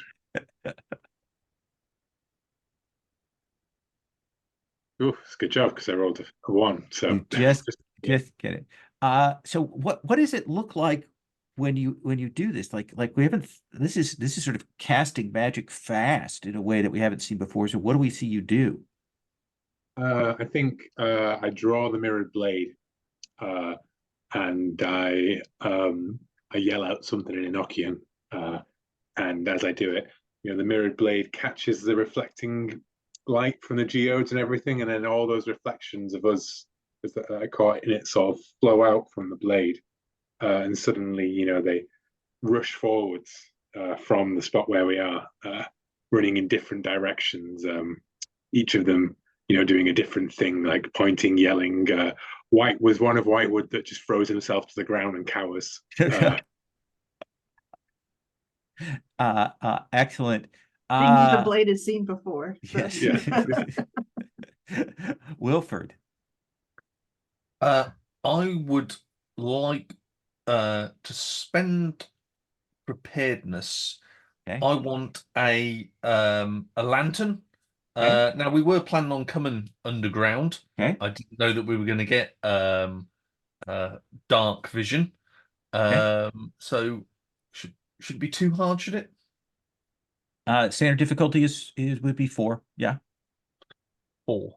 Okay. Can I drop a point of outdoors?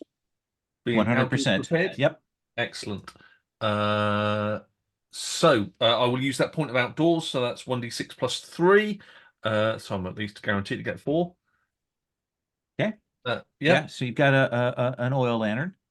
Oil lantern, and I would like to, on a high parabolic arc, chuck this oil lantern just in front of or on these attackers. Okay.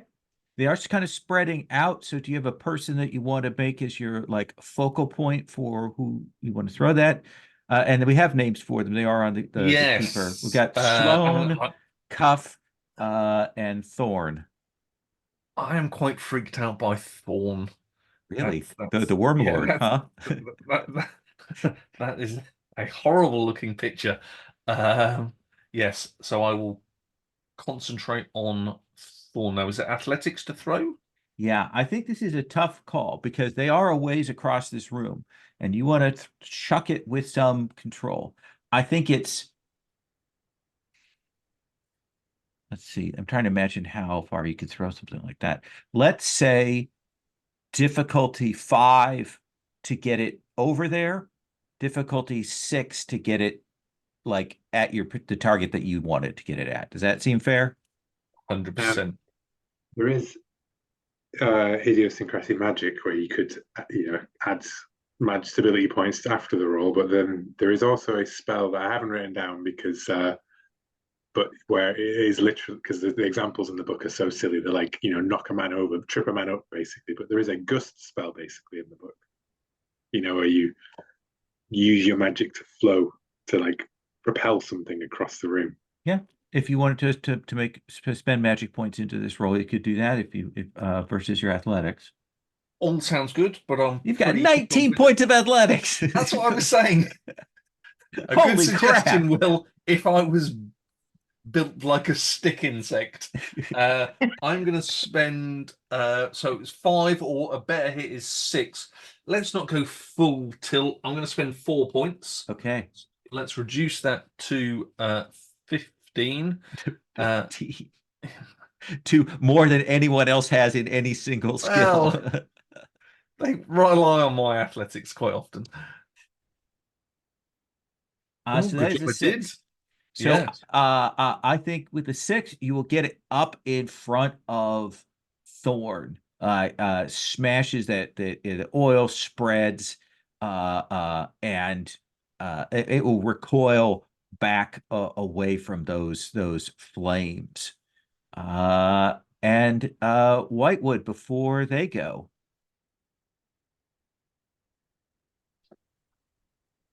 What exactly is in the center of this? In the center, there is a large crystal.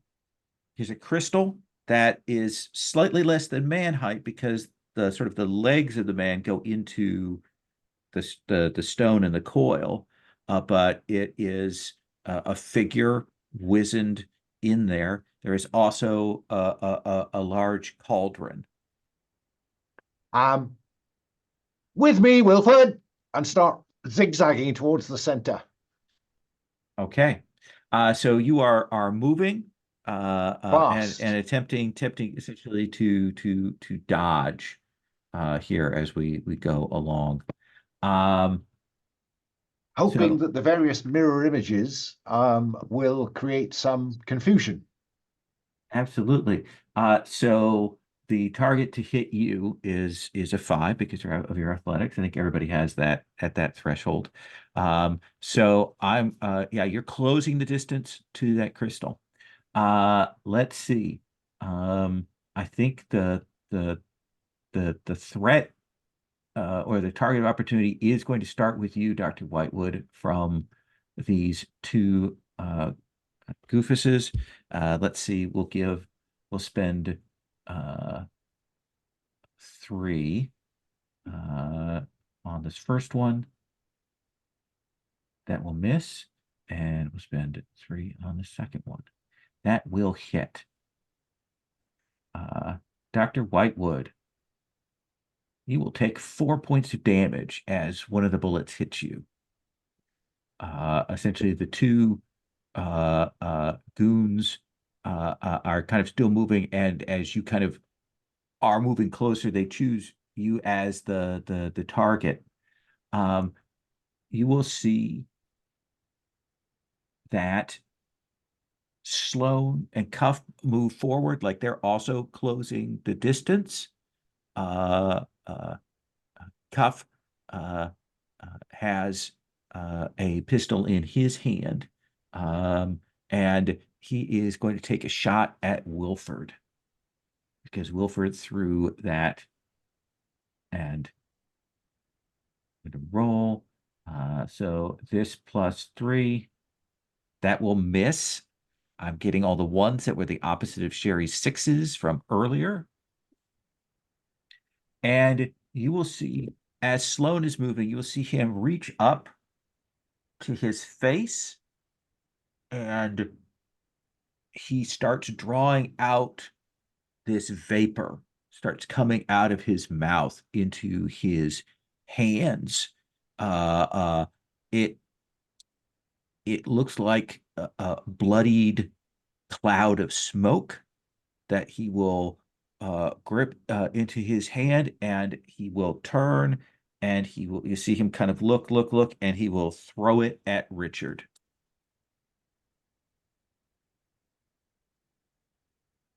Duck. I will roll with a +4. So that will hit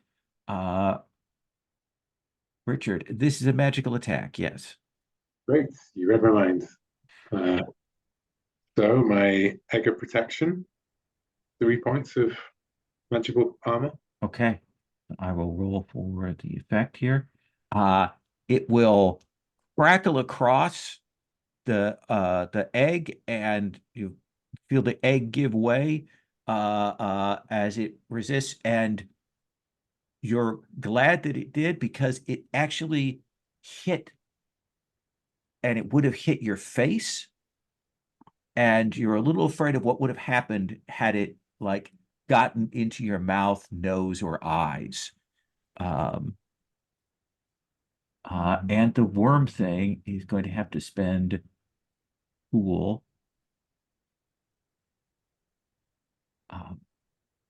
It will kind of push forward again, and it vomits out a stream of ichor and worms that kind of splatters and spreads and gives it some parting for those flames, and moves forward, but not nearly the distance it would have wanted to cover, and it has to spend its attention on that to get past it. So it's unable to use its offensive magic. And we swing back around to Isabella. People have moved in various directions. Dr. Whitewood is closing the gap. There are a couple of them moving up. The Worm Lord is occupied. And I think that now that the others are clear, you can see that Edgar Morse is like freaked out because he didn't expect it to be people that they were going to be fighting here necessarily. You are muted. And I think she looks at him and she points to the side, like step over to the side so that she doesn't shoot him. Does that make any sense? Absolutely. And then I'm going to shoot, and I'm going to do my darndest to hit Sloane. Okay. If that makes any sense. So Absolutely. I've got difficulty 4. Okay. Now that we're kind of in a little more controlled environment. Okay. And I'd already spent 3, so I'm going to spend the last 3. And so here we go. D6. I rolled a 6. So that will hit him. Where do you hit him? Like, I mean, do you hit him in the chest? Do you hit him in the neck? Do you hit him in the arm? Like, where's that shot land? Oh, you know what I think it does is I think it tracks along his scar inadvertently. Like just the sympathy of it is like, because, it is her kind of like looking, and when she sees him, she sees that scar, and that's where the bullet travels along. 2d6, -1 for each of them. Okay. Ah.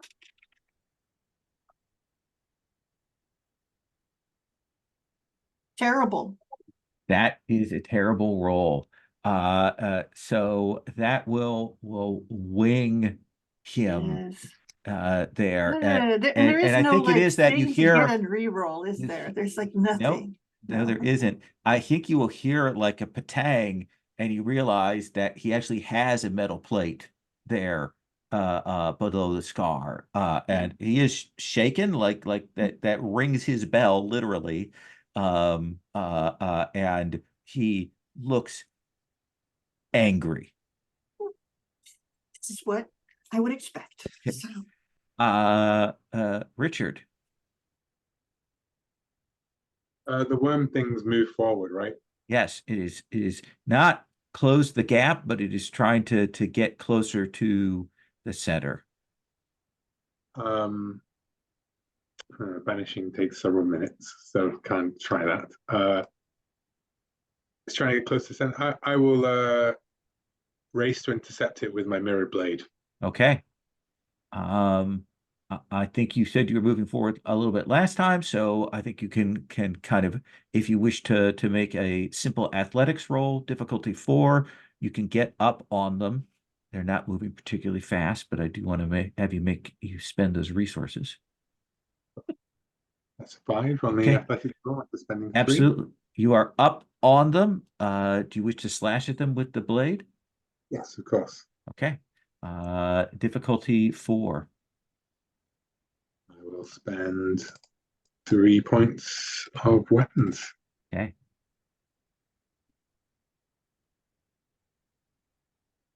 That's a 6. So that will hit. Roll me a d6.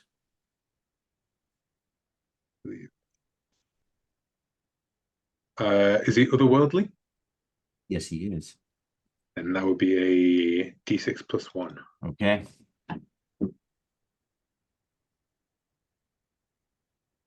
So 4. that is 4 points of damage. So that is very nasty.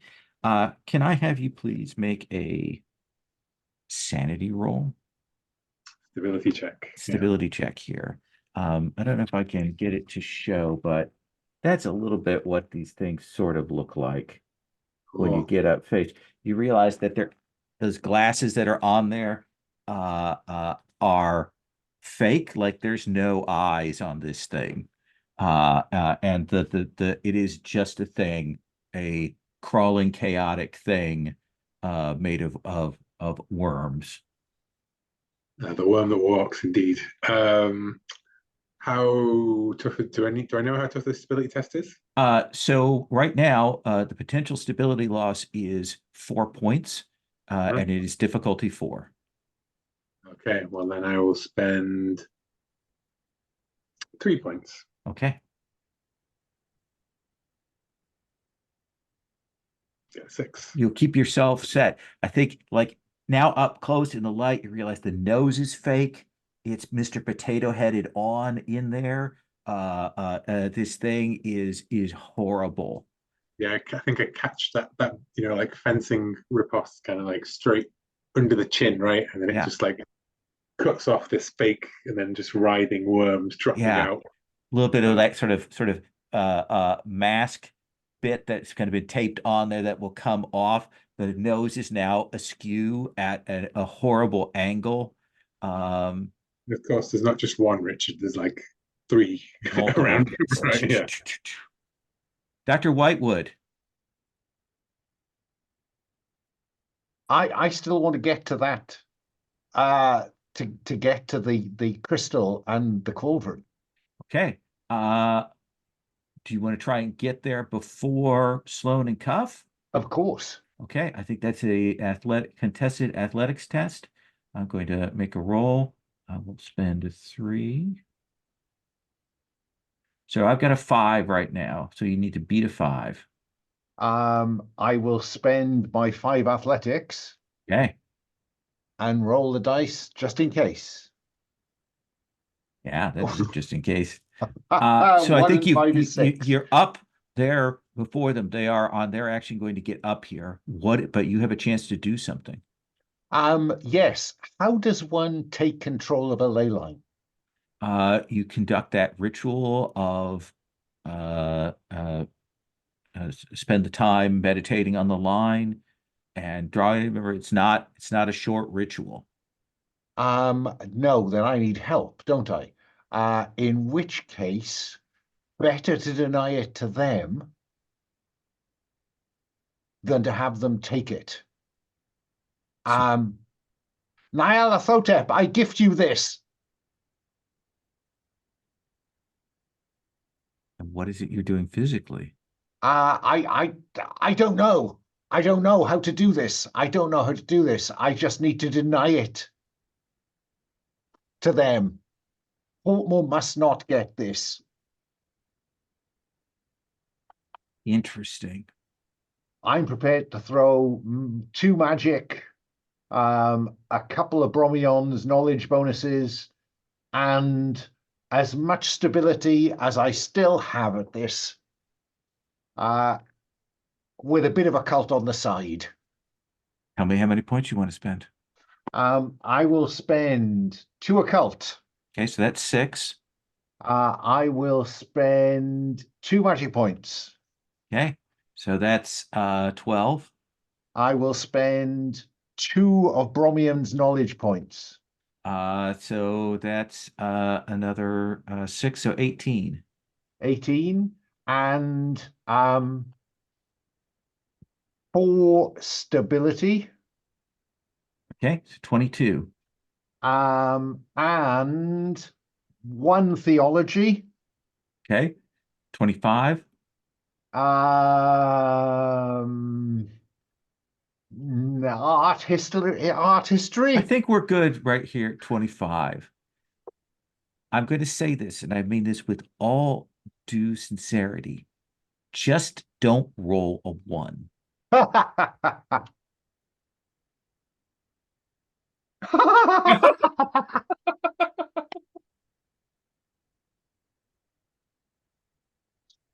You mean like that one? I mean, like that one.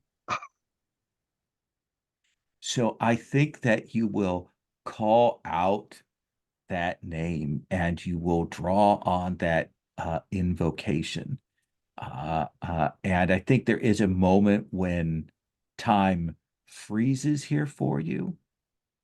And I think that you will suddenly realize that the floor is shaking. And you will realize that the floor is a giant worm and that you've asked for this to be denied, and the worm, this dole, is awakening, shaking, and you can feel the earthquake begin. And I think everyone is thrown off balance in all directions here, as that floor begins to warble and shift and grow uncertain and calamitous. And you will hear, there will be a price to be paid. And I so look forward to that, Dr. Whitewood. Oh my.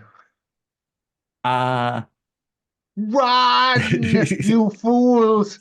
Fly, you fools! Wilford, what do you do when the earthquake starts? I mean, I was just behind Doctor because he did ask me to support him in Yeah. this. I think I will sort of barrel into the Doctor and pick him up. He doesn't actually look. I mean, he's a bit sort of skin and bones. So I'm going to try and pick him up and run out of the room with him. Okay. I think right now to kind of get out of the room, get out from under this, I think this is difficulty 6.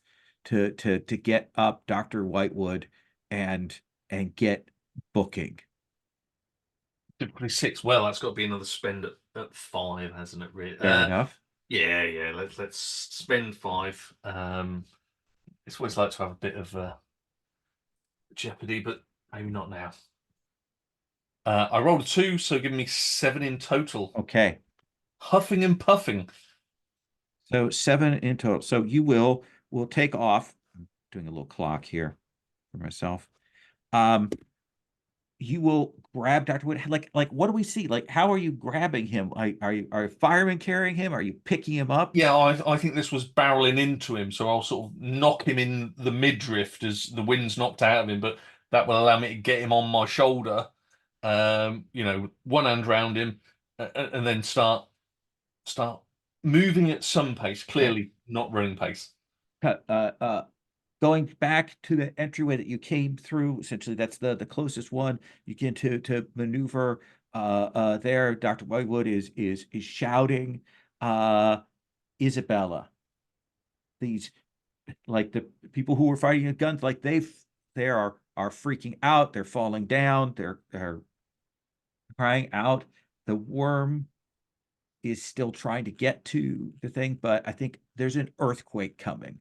Yes. And that's the thing is that this is my opportunity to get Edgar Morse. So my thing is grab Edgar and flee. All right, that's not unlike the role we just did with Whitewood and Wilford. Okay. Let's have you make an athletics check. How about fleeing? Fleeing is even better. I know. So what am I trying to beat here? Difficulty is 6. All right. Well then let's spend 5.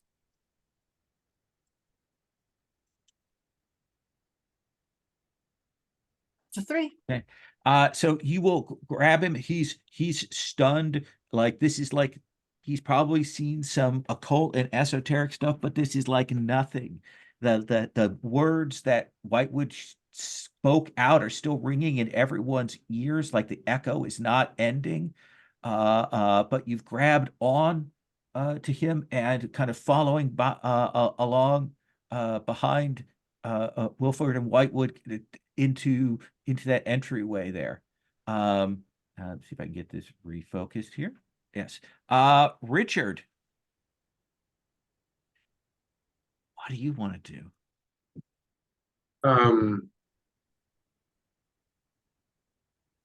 This is a lot of worms, I presume. Yes. Seems to make sense, right? And currently the entire cavern turns out to be a doll, and that is waking up. Yes. And it seems as though the throne that we were looking to claim has been effectively put out of reach of everybody. Yes. Yes. I could run away, but then I could also try and stab this thing again and perhaps kill an enemy of Albion. Do you wish to? Yeah, let's do that. Okay. It's trying to climb up, like get a grip on the worm as the shaking is clearly going for that crystal. Like you can actually see the figure in the crystal, their eyes open there. And you realize that, like, the legs of the figure in this crystal kind of vanish into the worm. But it's all shaking. Yes. There is a Merlin or Merlin-like figure trying to get up to that. Richard, let's have you make that melee roll. Okay. And there's a difficulty 4. I think we're going to say difficulty 5 because of an earthquake. The earthquake. I would have thought maybe it would work in my favor, given that it's ignoring me now and trying to climb up to the crystal. I think there's a bit of that and a bit of, oh my God, I'm in an earthquake that are kind of mixing together. So you may make melee. 3 points in melee. Okay. And with my build points, and then I will spend those 3 immediately. Okay. That's 6. Absolutely. Plus that. 6 plus 1 with the mirrored blade. Yeah. It's only a 2. Damn. only a 2. So I am going to do. You are going to take 8 points of damage. Okay. As you stab into this thing. But I think given what we've established, like you push it back from trying to get at that crystal. It slides along. The floor is uneven. It's sliding back. You're there, and you will see the entryways that they ran out of come crashing down. Wilford, Whitewood, Isabella, as you're running along, the way that you came in, you'll look back, you see Richard, and then the cavern, the passageway between him and you collapses. I assume you keep running. This is a flee test to avoid significant damage. You may use athletics instead of flee, but I think the difficulty right now to evade, and you may also mix athletics and fleeing with this, I think the difficulty is 7 to get out safe and sound. Isabella, you are muted. I know where my build points are going. Okay. So And you can mix fleeing and athletics. okay. And I will. So I need to beat a 7. You need to hit 7 or better. Okay. So I have seen how my roll is. So I'm going to spend 5 in flee and 1 of athletics. Okay. So that's 0 and 1. And partially it's because I have Edgar with me. Yes. And I know that the first thing you will do is pull him away. So I know how this works. I got a 5, so Perfect. not too bad. You didn't roll a 1, so there's no worry about him. You are bringing him along. You are rushing back. I think that this is where Ariadne's twine is paying off in spades. Like it is telling you, where to run, the pace you need to go. It is drawing you back along there. And Wilford, it's difficulty 8 if you are still carrying Whitewood, difficulty 7 if you are letting him handle some of the run himself. Damn I it, think man, he- put me down. I think he's out of the room, so he can find his own way now. Okay. Why Zoa protect me here? Let's see. It says, when dealing with forces foes, spend 1 point of stability to be protected. Does it count as forces or foes, or is it more natural? No, I think it is forces. So I think spending that Zoas will count as 3 points towards the test there. Okay, sounds good. So I will spend the stability. So what's the difficulty?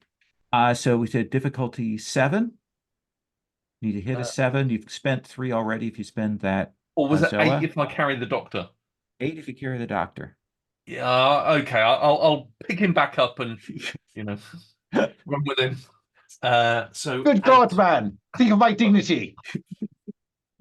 think of your life, Doctor. Think of your life. So I just need to equal it. I've got 8 fleeing. You have, but you'll probably need that in the future.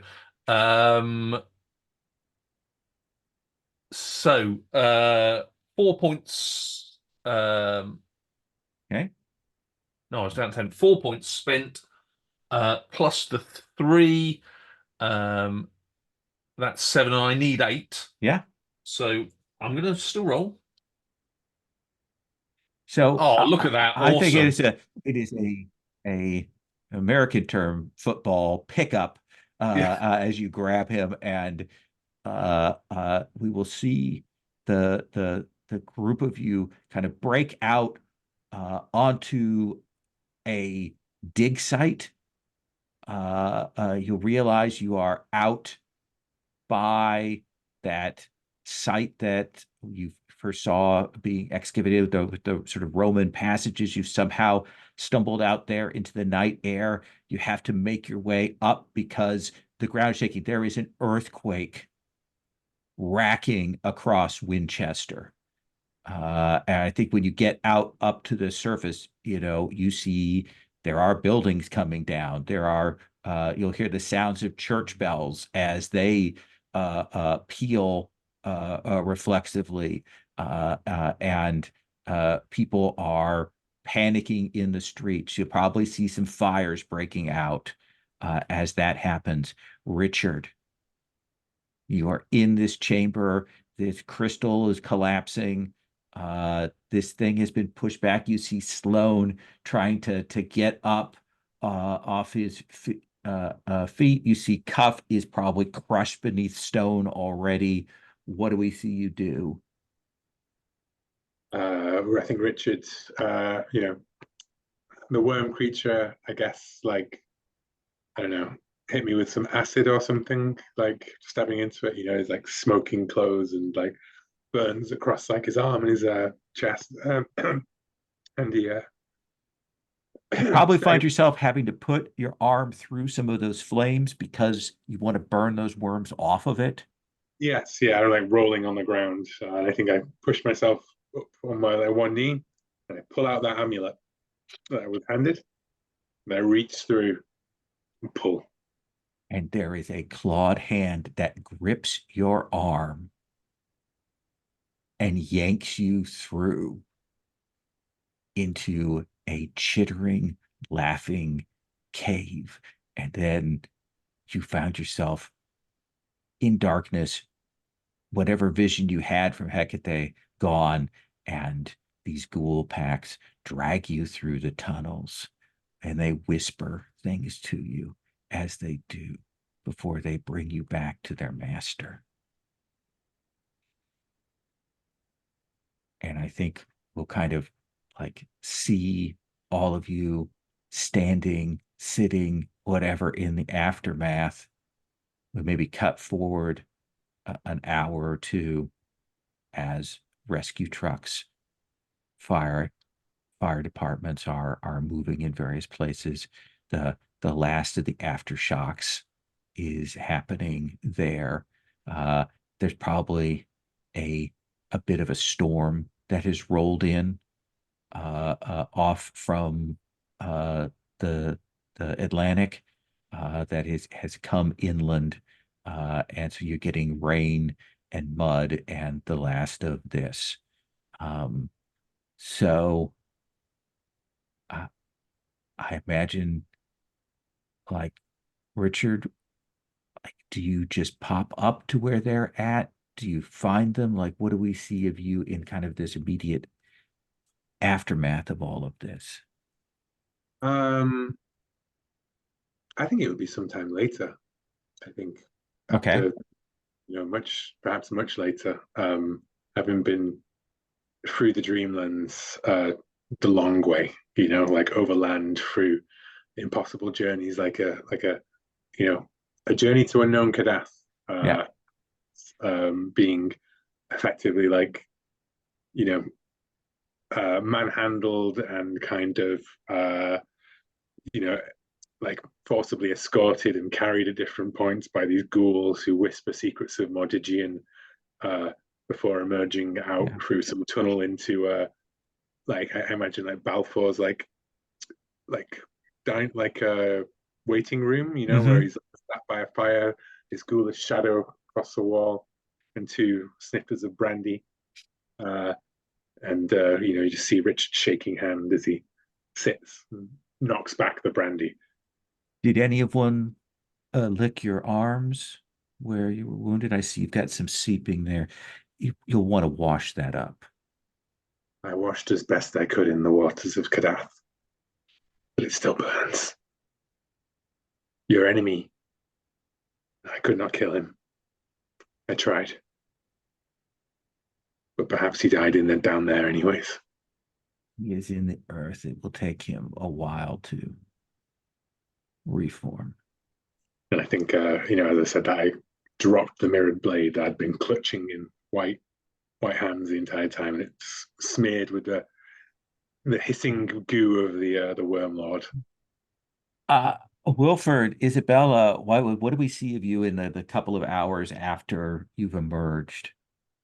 I do think that Dr. Whitelord has like a very prominent slap mark on his cheek. That would have been the first thing she did when we were out of there, was walk over and wallop you on the face so hard. Yeah. You And fool, Doctor. What have you done? It seems to me that we should be celebrating. We have denied Portmore what he sought. At what cost, though? Where's Richard? See another ambulance go raring by. And Uh, and this fine city, what have you done? well, I wasn't expecting that. You must always consider everything. With such power comes great responsibility, Doctor. You must realize that. And I'll push him aside. I must help the people of Winchester now. I'll push him aside, and I'll go and aid a fire crew. Yeah. All sorts of you that nature. help us get this lifted. And I think Arthur looks at Isabella, but she won't meet his eyes. And he looks at Wilford's retreating back. And he stood there in this devastation alone. then she turns back and she says, "You did this." And then And I think there is a bit where, as you are walking along, sort of out of place, like all of this has happened, and I think you'll suddenly realize that Morris has been watching all of this, kind of his eyes wide open, and he will kind of tap you on the shoulder, Isabella. and she turns and she goes, "I'm hoping that you're not going to say to me that you want to go back to Portmore." And he will, like, he looks down and you'll see him reach inside his jacket and he will draw out from inside this, it's like a wand, but it's a like a branch, and he will hold it out to you. From the tree, is it? It is a token to go in.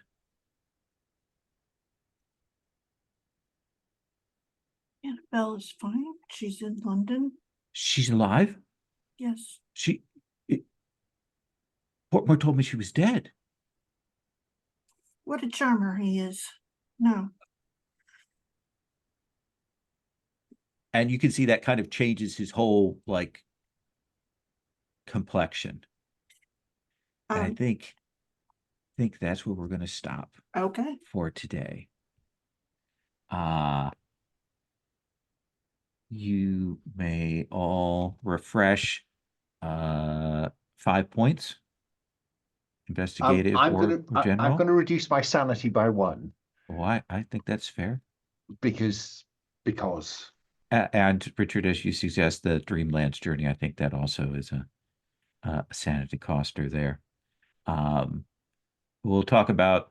I don't think well, Whitewood will want to heal a little bit. We'll talk about healing on the next time. Is there any way I could have gained some Cthulhu mythos? Yeah. Yeah, let's give you 2 build points. Yeah. And you may buy 1 Cthulhu mythos. So everybody has 2 builds. Learning about Magigian without learning something of the mythos. How do you recover magic? You need to go to one of your dedicated fonts, any one of them, and take a few hours to recover. So I think the closest one to here is probably Oxford. All right. Perhaps the last, shot of the episode is the door opening at Oxford, and just huddled in front of the fire with a blanket around him and a worried-looking, house lady is Richard in front of the fire, like coated in dirt and ash and, looking very, very much worse for wear, almost so he's been away for longer than time has passed in the normal world. Nice. Let's do a quick stars and wishes. Dr. Whitewood, let us begin with you. A star to the gods of fate, who, despite having spent some 25 points, decided that a 1 in 6 chance was okay. You got what you wanted. I got what I wanted. Yes, I did. What's that Apocalypse World bit of the rules said? Sometimes give them what they want. Yes. No, I thought it was great fun. I loved the scenes in the Labyrinth where each of us got to kind of do a bit of soul searching or make some choices about the future. I love that spiral turned out to be an enormous worm. I just thought that was fantastic. I thought the climax was suitably apocalyptic, and poor old Whitewood is crumbling fast. Dun dun dun. Wilford. I loved Sherry's slap at the end there. Right there before me. Phenomenal. Great RP there, Sherry. Great RP. Will's one is, I like your knowledge, Will, of Cthulhu. Clearly, the BBC should work here harder. But very, very nice and descriptive, and you did indeed leap in with the magic, and it worked. The egg worked when you needed it to work. That was good to see. Alan, you are turning in as mad as a box of frogs. Great RPing. I loved it, and let's embrace that one. Why not? It just added more. A lot more color to it, and lol, great session, lots of good spends across the board, good enemies, really liked the artwork, really well described. I particularly liked the 2 ones by Sherry, and you're instantly flipping it round. He's got a plate in his head. Yeah. That's why you rolled so low. Nice detail, good to see. Excellent. Awesome. Sherry? It was a game of highlights and lowlights. Oh my goodness. So 6s and 1s in both the actual sense and the metaphorical sense. Wow. Yeah. So I have to say, Dr. Whitewood, you sprang into action, and it was unexpected in all ways. And changed everything. It was really good. Maybe sets of things that came up. Let's see. I was very surprised. Caught flat-footed. That's what I would like to say. There we go. And Isabella too. Richard, you were so spot on with everything. Like every resource that you had, you used it at just that right moment, and it worked in the most perfect way. You were like a book's hero in that sense. The rest of us are messy and shaggy in what we do, but the plot line works for you. That's how it feels. You got it down so well. And Wilford, I kind of think that I don't know what I would do without Wilford, because you are always the compass, if that makes any sense. So it is the best play. You just are there, you do the thing that needs to be done, and you back up everyone in the best possible way. So good. These characters are the best. The story's been great. And Lil, you didn't pull any punches, so well done, sir. Well done. Excellent. And Richard? I just was still wondering what did we do with that Tommy gun? They never came up. Yeah, I'm happy to have entered the Dreamlands, gone on a magical mystery tour. I'm quite happy to have, unleashed massive destruction across Winchester. So, that's a big start for that. And everybody being around to harangue the good doctor, as it says in my notes, about his, casual attitude to human life at this point. Yeah, I really enjoyed it. I enjoyed going into the labyrinth and fighting them, and it made me realize how ill-equipped Gumshoe characters are to deal with multiple people without, heavy weaponry, grenades, modern day, like Night's Black Agent stuff. We were 4 Night's Black Agents characters, we would have handled that no problem. But, I have a sword. I did a 1 good hit with it, and then I rolled a 2, which is like, yeah, not going to cut it, basically. Yeah. I guess my only wish would have been I rolled a 6 on that last one, so I could have at least killed the bastard. But yeah, there we go. I'm looking forward to more of it. I was wondering, do we recover health in the same way? We will figure out what the gap is going to be, like how fast you are going to move on to Portmore, and that will kind of determine like how much health we are going to do. Yeah, that will, yeah, that will be the thing. I'll also remind you, the day approaches when your citizens will perish for their crimes of perjury. Woe to the perjured people, for their famous city shall come tumbling down because of them. So I did warn you. So that is our prophecy that we had from both four. Thank you all so much. I really enjoyed that, and we will see our final session of this arc next time. So I'm going to stop the recording.